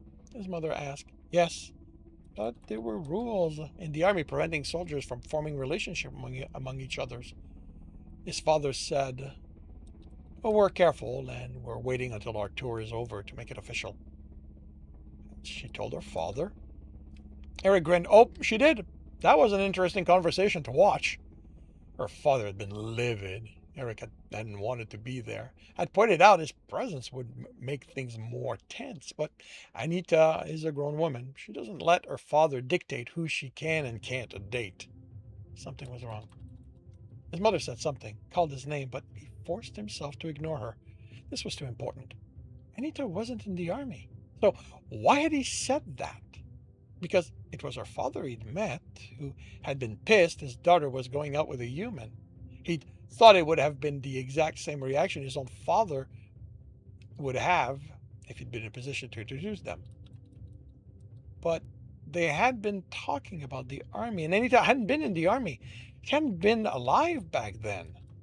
His mother called his name again, her tone urgent, but he fought the impulse to respond. Instead, he listened to the voice that was clamoring that this was a problem he needed to resolve. How did he know Anita when she couldn't be born yet? How had he met her father? How was his father now pissed at the idea Eric was involved with a cow? Why was there so much items needing repair? His mother wasn't calling his name anymore, but that wasn't what registered. It was the other's silence, now that no one spoke. He looked at them. His father's expression was blank, hers a mix of worry and anger. He looked at the clock behind her, with the pendulum moving back and forth in silence. He tried to remember, had there been any sounds other than their voice since he'd arrived? There had been the radio, but now it felt more like a prop on a stage, an item designed to make the needed sound because the actors had interacted with it. Had the utensil even made sound when they scraped against the plate? He didn't think so, but he had to be sure. He raised his hand. Eric, please stop. His mother's voice was clear, exactly as he remembered it. He brought it down on the table, felt the sting of the impact, but didn't hear the sound of the slap. She looked at him, disappointed, but it wasn't her. Her face was golden, her hair brown and long. Her face didn't look right for a human. Then she was his mother again. His father kept staring ahead, his expression blank. Eric bolted up. You're dead. He knew it. The certainty of it ripped his heart apart. Dear Lord, you died 30 years ago. How could he have forgotten that? How could it... How... I couldn't be... I couldn't be there. I didn't even know He looked around. What is this? Eric, his mother said, please, just sit back down so we can discuss this like reasonable adults. Reasonable? He backed away. How could you do that to me? Put me through this? Do you have any idea how painful it is to see her again? Eric, I didn't intend for that. Shut up! He didn't want to hear this. He was crying. He knew it. He didn't care. He'd gotten over her death, him not being there for her last moment to offer comfort. How could anyone be this cruel? He needed to get out of here. Whatever this was, whatever the point of it was, he wasn't going to be subjected to any more of this. He had to find the door. He didn't know how it worked. He didn't know how he'd worked that out, but the door was the solution. Do not walk away, his mother ordered. We need to talk. I need your... Shut up! There it was, at the end of the hallway. Eric, please, Eric, I'm sorry. I thought you'd be happy, grateful. I'm running out of time. He ignored the words, the tone. It was all fake. This was some sick person getting off on his suffering. The hall felt longer as he ran for the door, but he remembered the dimensions and they still matched. Whatever else she could do, she couldn't change the stage on the fly. Don't you dare leave me, Eric. She was angry now. You said you'd help if I asked. He reached for the knob. Please, Eric, his mother pleaded. Don't leave me to be forgotten. He stopped, his anger crystallizing. Don't you dare. He turned. His mother stood in the hall, stood at the other end of the hall, a billowing red robe around her. Her skin was golden, her hair a rich brown and flowing around her head. Don't you ever dare imply I'd forget my mother. That woman was the Lord's own envoy. The things she put up with, if it had been in my power, I'd have been with her. Eric, I need. Stow it. I don't want to hear it. I'm done playing this game of yours. You're done hurting me. You think this is me hurting you? Her voice changed. His mother faded as if the focus had been shifted. A lioness stood in her place. You have no idea the kind of pain I can inflict on you. Oh, I'd love to see you try to top this, you sick bitch. She smiled at him, and it was a malicious thing. You just watch me, Eric Clarkson. I was going to ask for your help. Now you're going to find out what I'm capable of to get you to do what I need. Eric didn't break eye contact. Do your worst. He grabbed the knob behind him and turned it.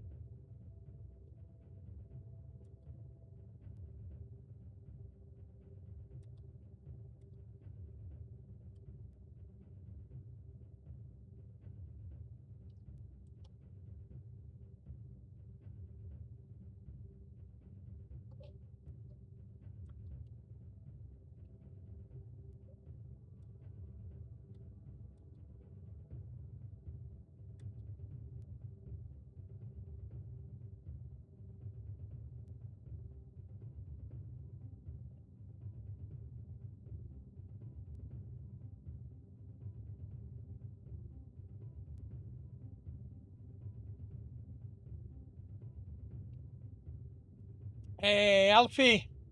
Welcome to the stream. How are you doing today?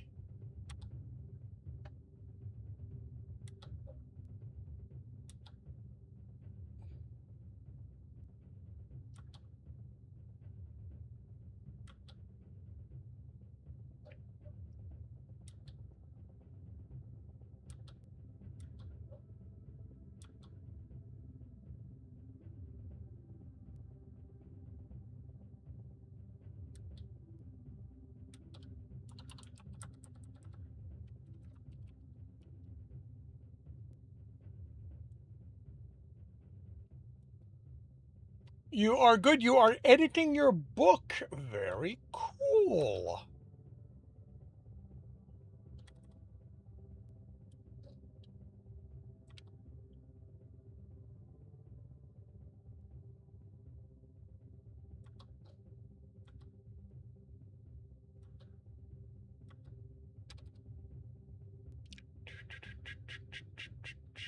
March 23rd becomes 25th.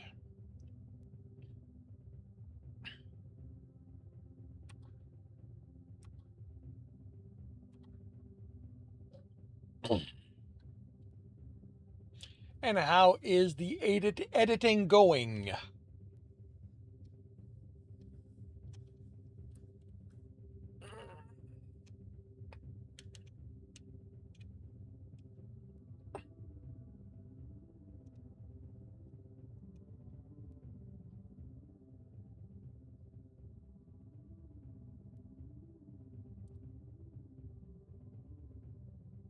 50 chapters. Well, short novel. It's still a novel. It's still good.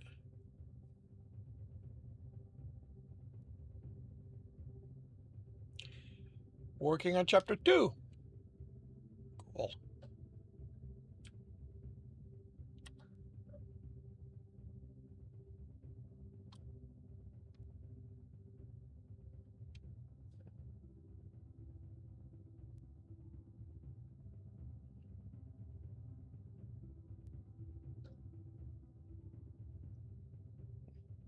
Okay.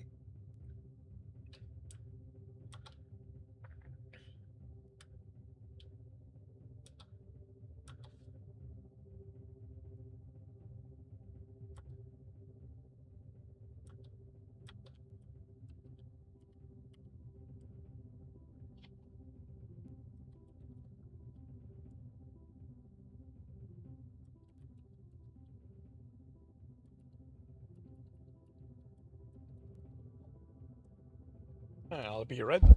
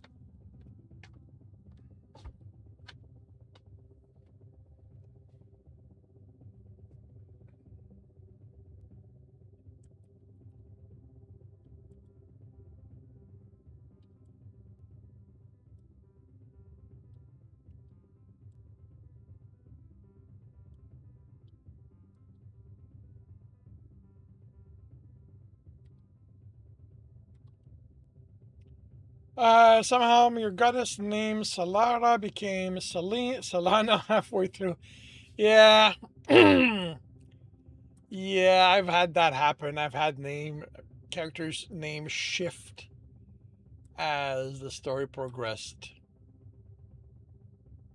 Then it becomes a fun game of finding them.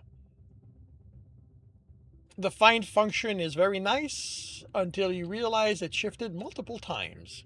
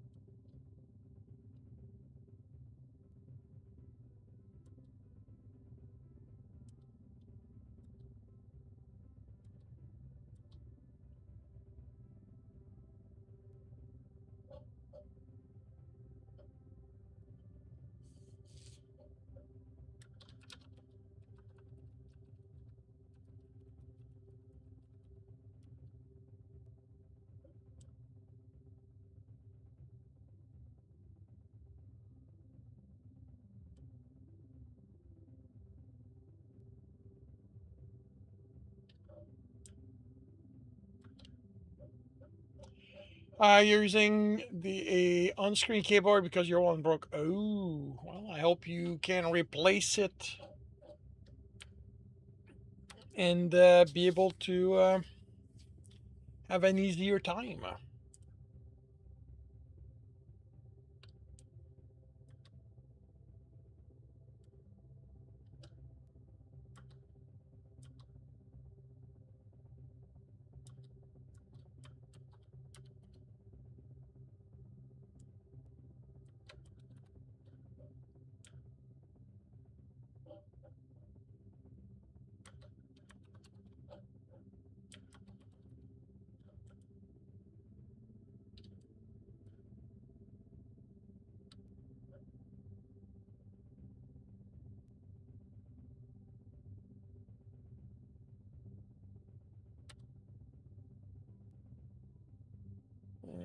Forgot a detail.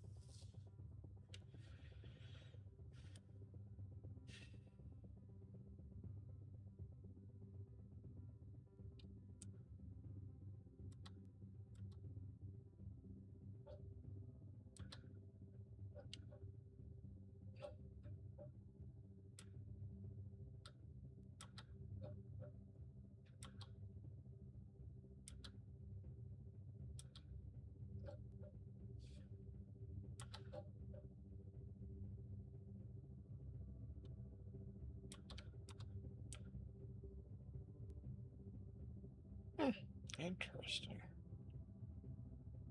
Guys did not get lined up.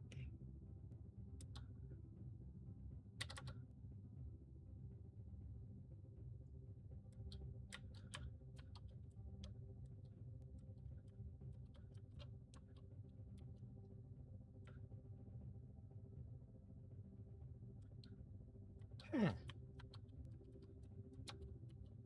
Well, that's interesting. You're not readjusting the way you usually do.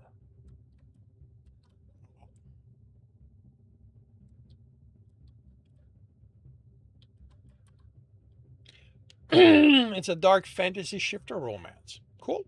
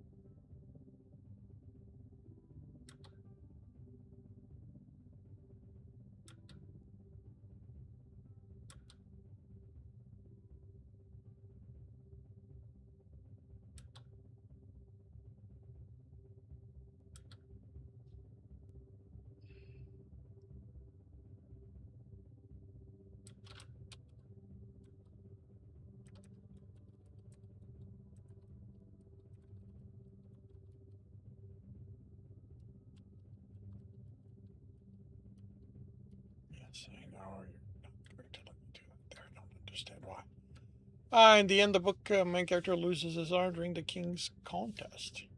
Ouch.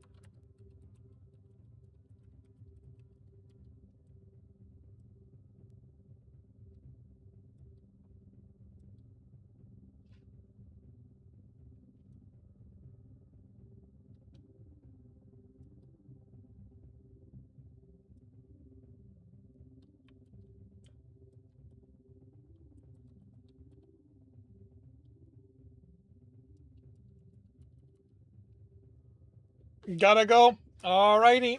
Good luck with the editing.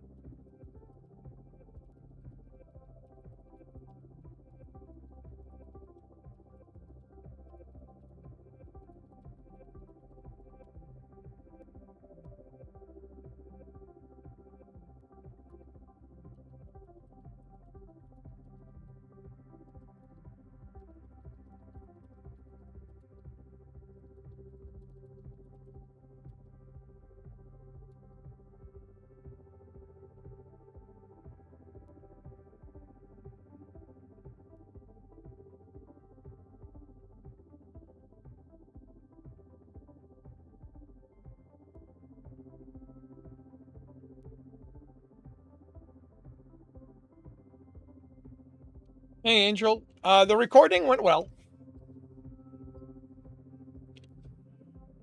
It happened. It went well.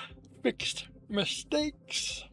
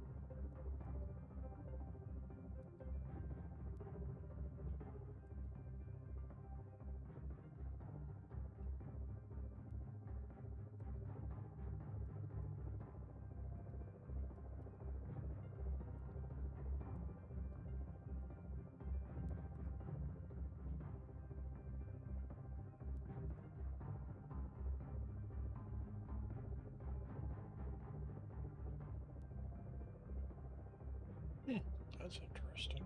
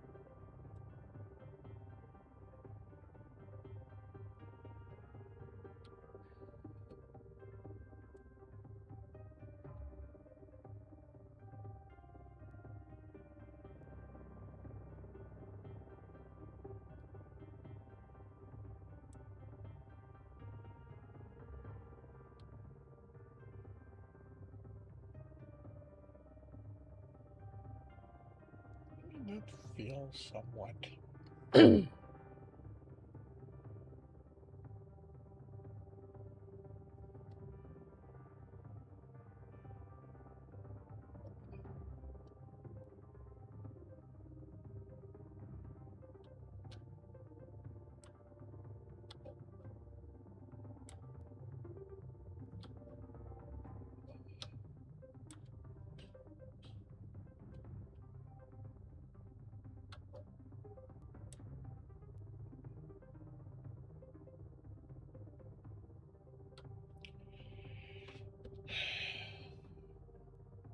That's what, 90?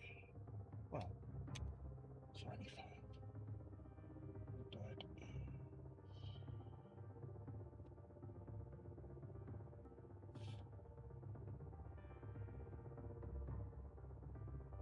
That's fine.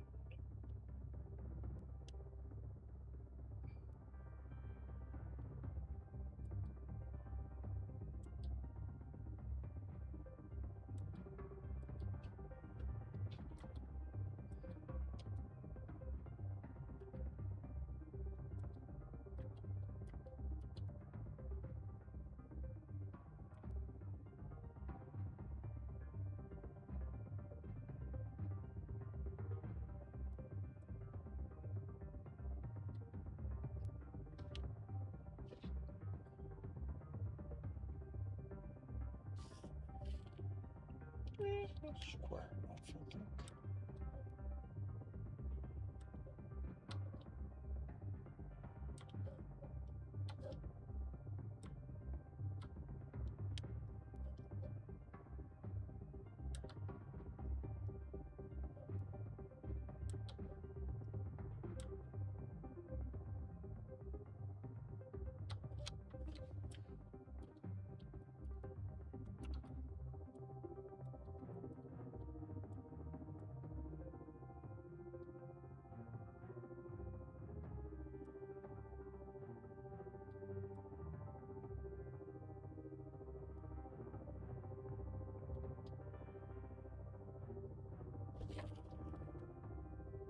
Hey, Akla.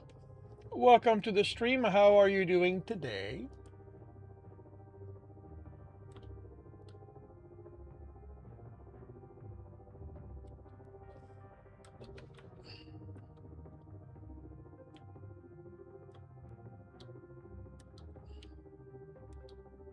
Doing fine. Doing well. I would not call this art, but yes, I am trying for cover something.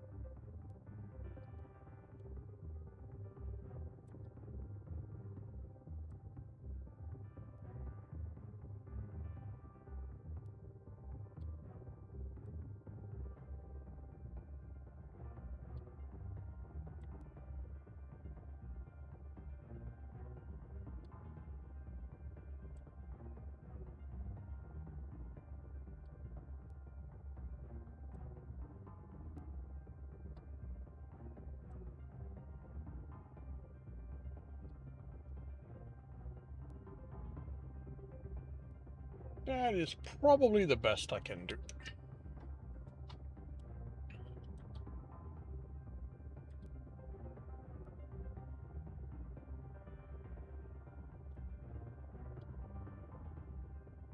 Huh, that's interesting. Why aren't you here?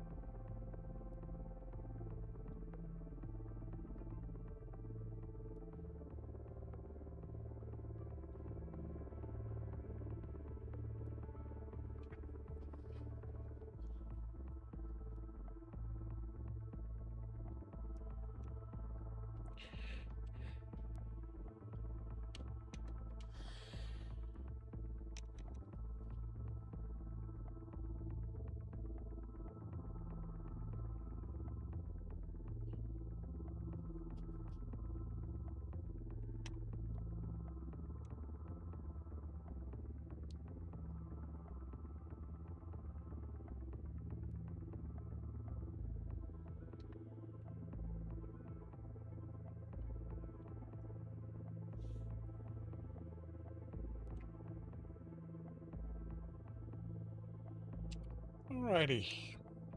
I am going to go on lunch. I will be back in about an hour. I hope to see you then.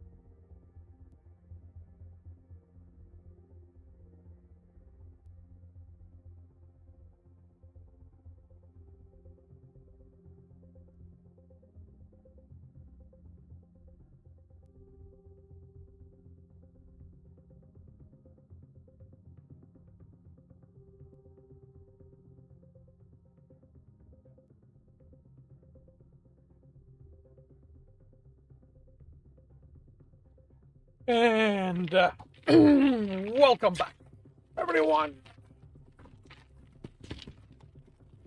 This afternoon, it is chapter 8 of The Labor.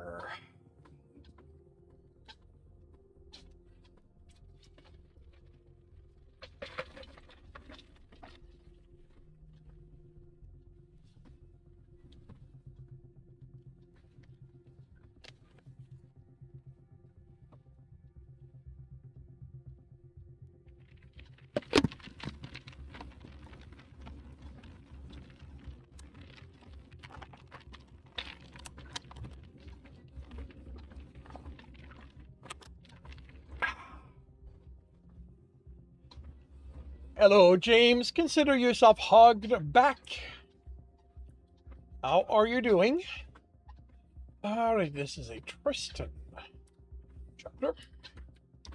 So one of the big thing I need to do for here is establish a passage of time.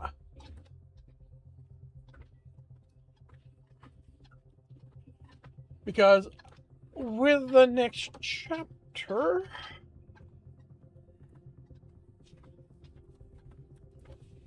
okay, so this is on the road as well. Okay.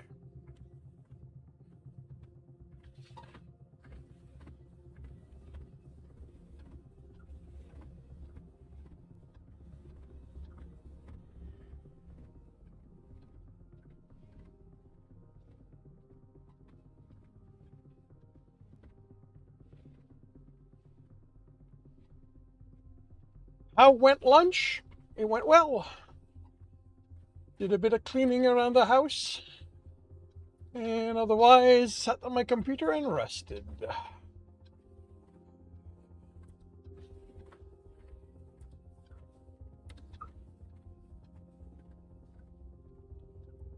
Alright, so.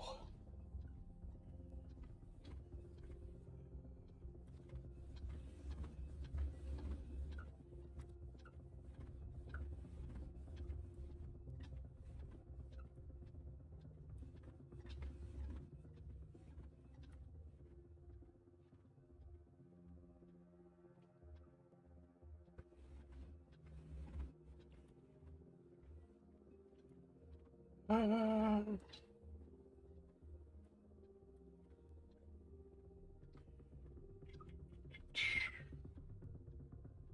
Alright, so we're looking at 2 hours to go from Lost Hope to Albuquerque. Well, technically 3, but it's Ralph driving. And it's one of his vans, so. Still, passage of time needs to be implied.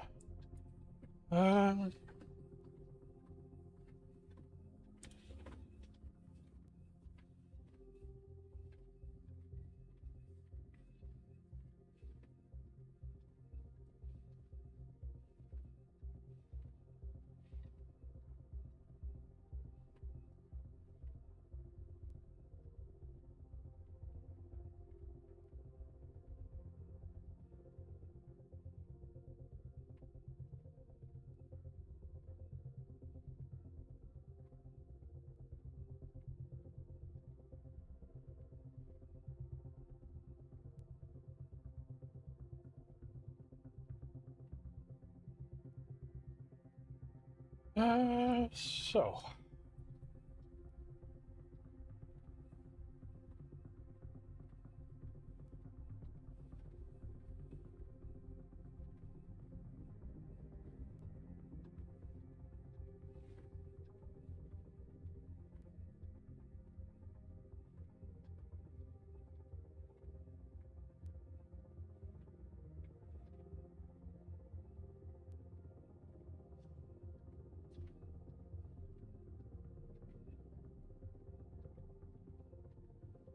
Uh, some level of passage of time.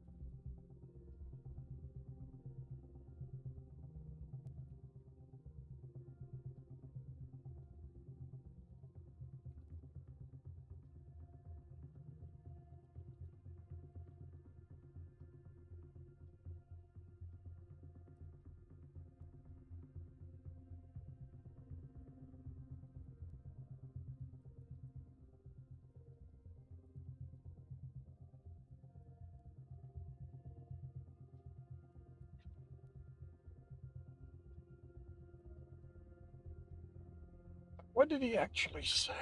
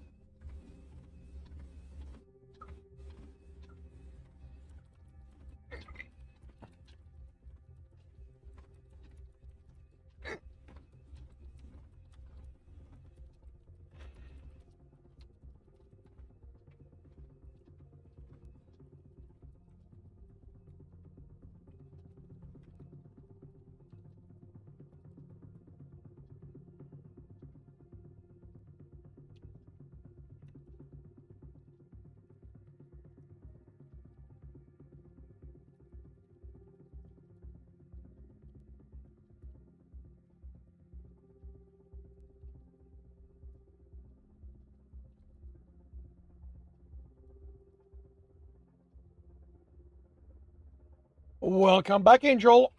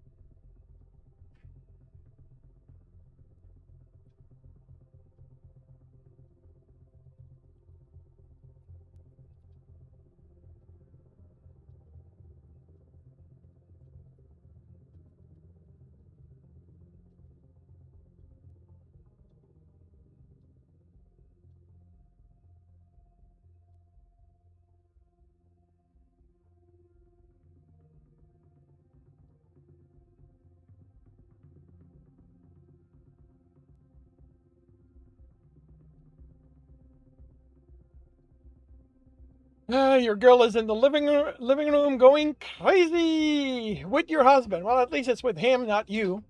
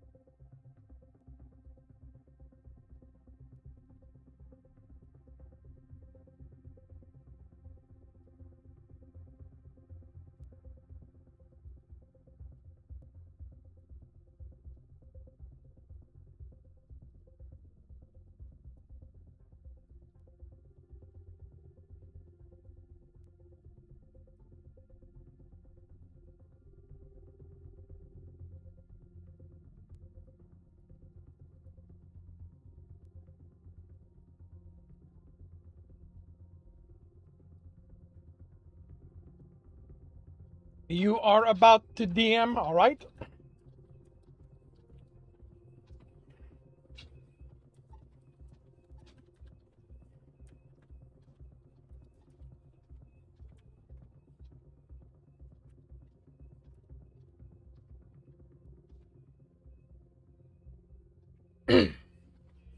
Okay.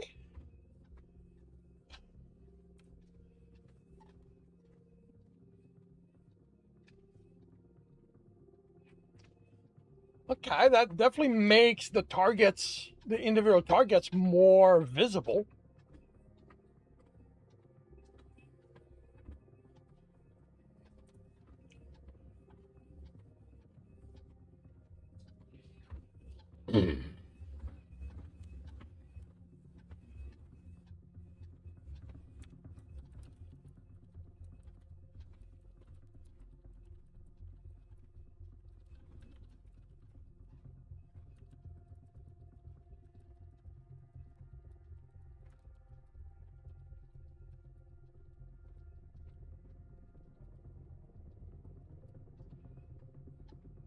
Cutting your spaces as if you do that way, you can do by, yeah.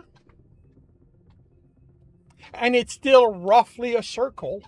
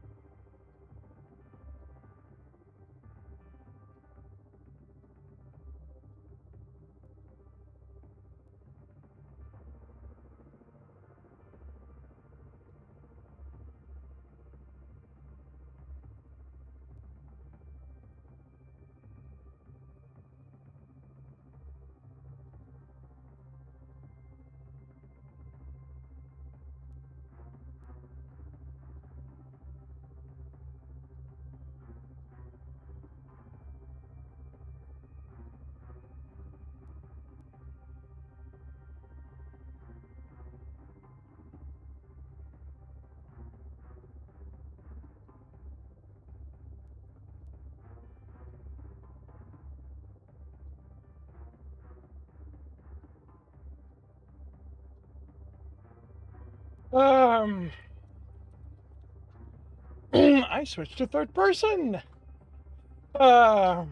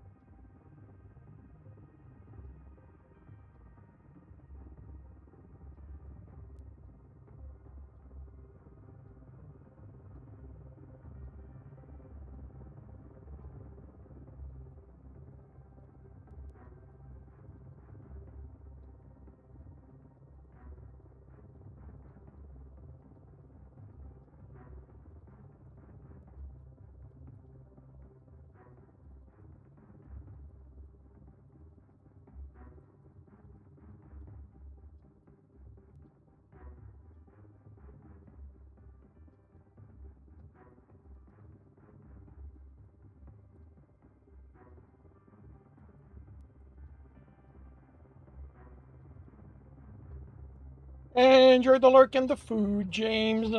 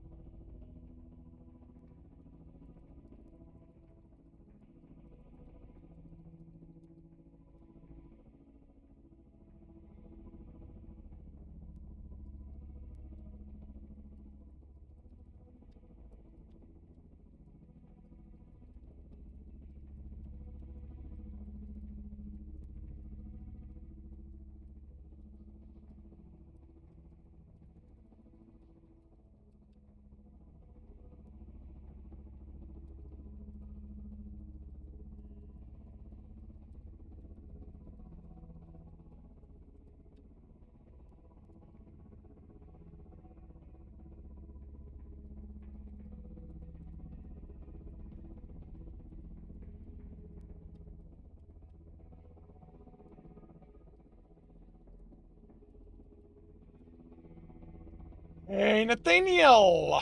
You write in Scrivener. Do you sync via Dropbox or just backup when you work from a special? I sync via Dropbox. I've got a house drive. I tried with that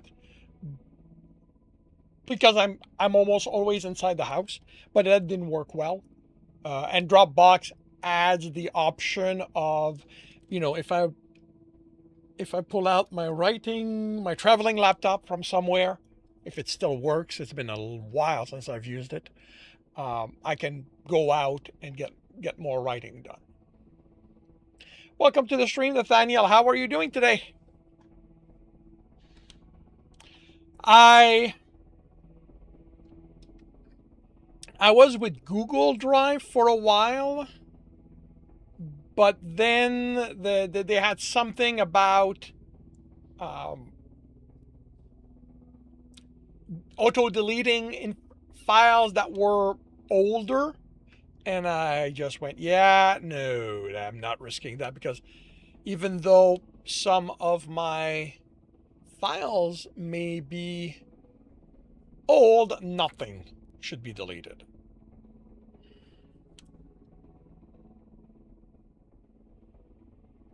Because I do have file in Scrivener I haven't looked at in years, but I want them there in case I decide to look at them.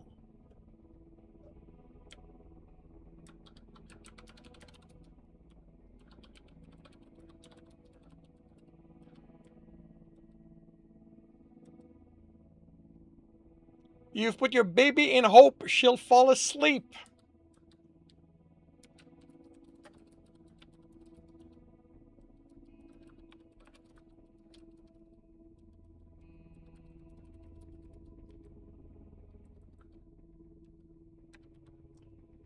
Makes sense. You're okay. Lots of work. Sort of stressed out, but it's all right.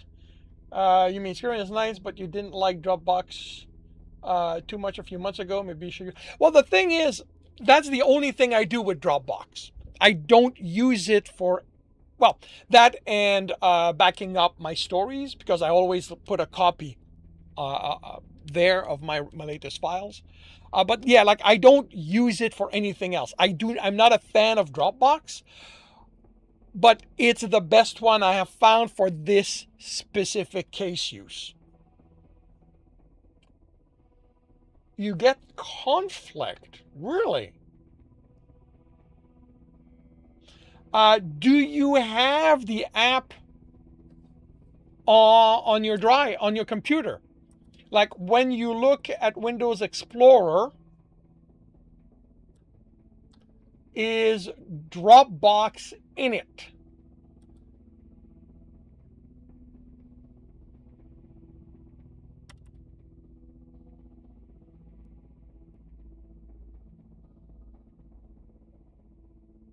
That's how I do it. Like, because that way everything there is synced.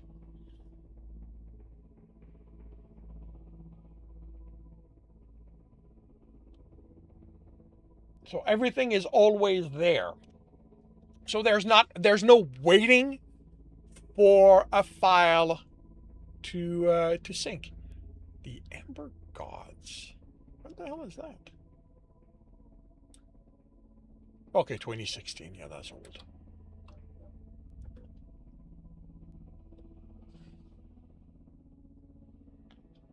Oh, I do not use OneDrive. I have literally created my own user folders so that I wouldn't be reliant on OneDrive. I despise OneDrive.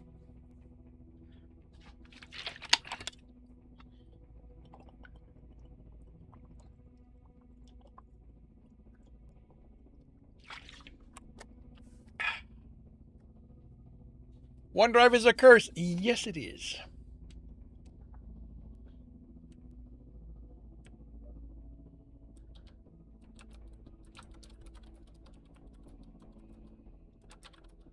See, you don't remember if you ever installed the app itself. I think so, but maybe.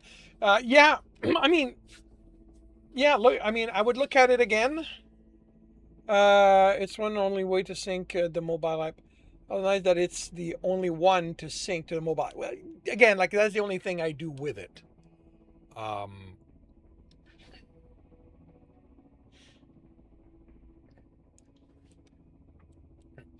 for some, mine is independent, I guess, for my OneDrive or that, or I like I said, I moved my user file, my Kindar's pictures, Kindar's video, my video, and I moved that out.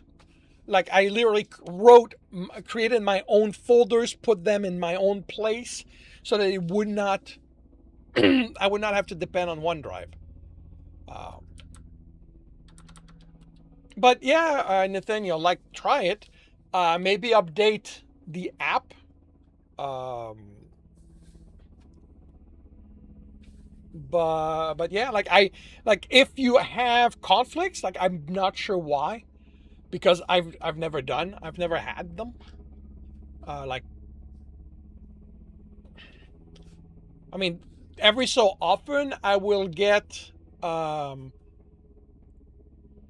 I will load up a file on my other computer and it will go, that file is active somewhere. And I'll look at this computer will be completely shut down. So, but then I just tell it to continue because I know there's nothing else accessing it. Um,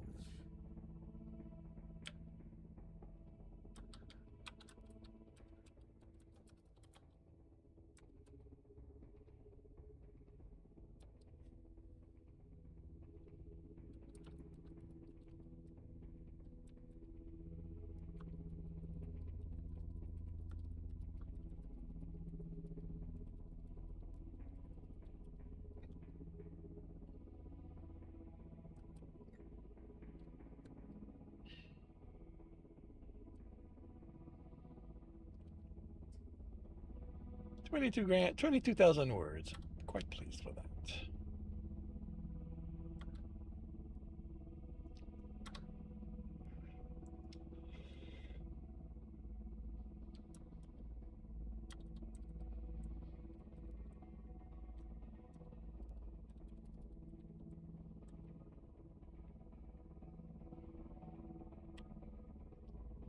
It didn't work. The baby girl is awake. Oh darn. Tell your husband to go deal with her.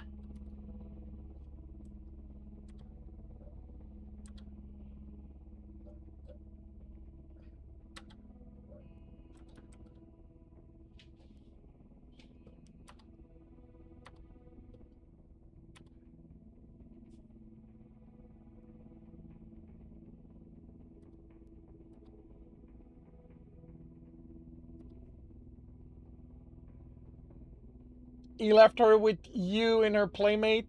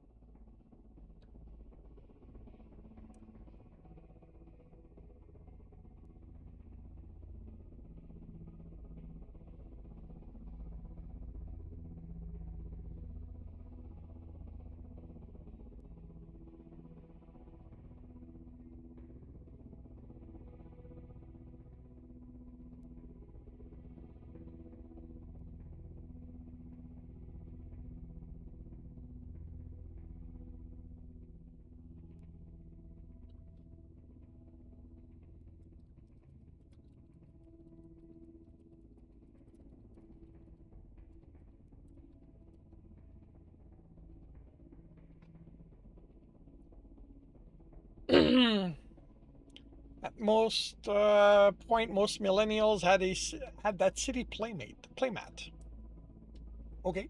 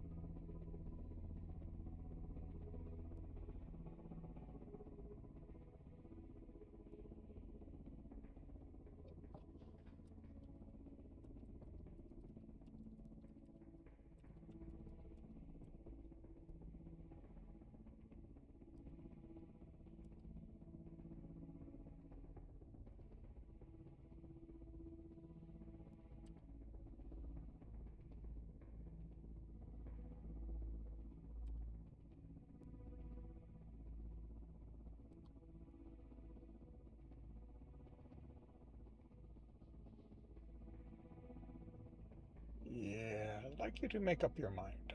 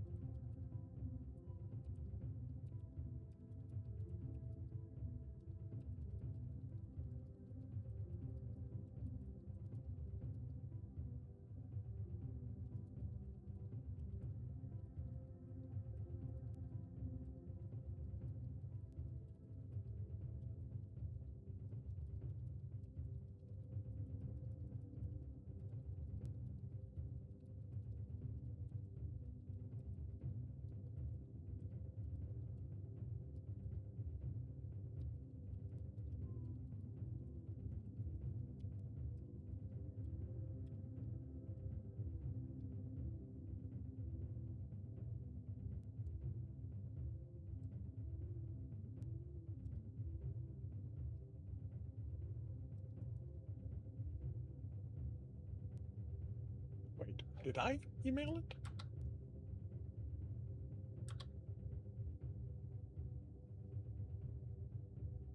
I did not.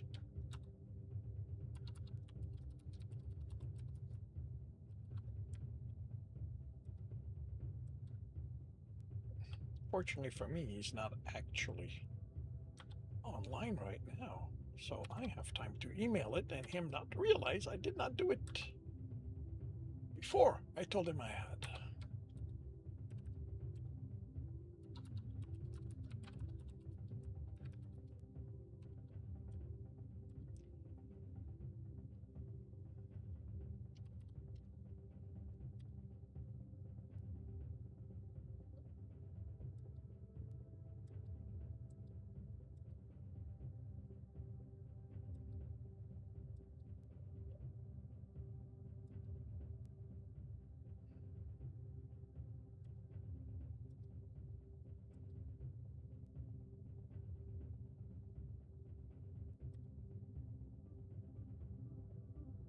Just like that.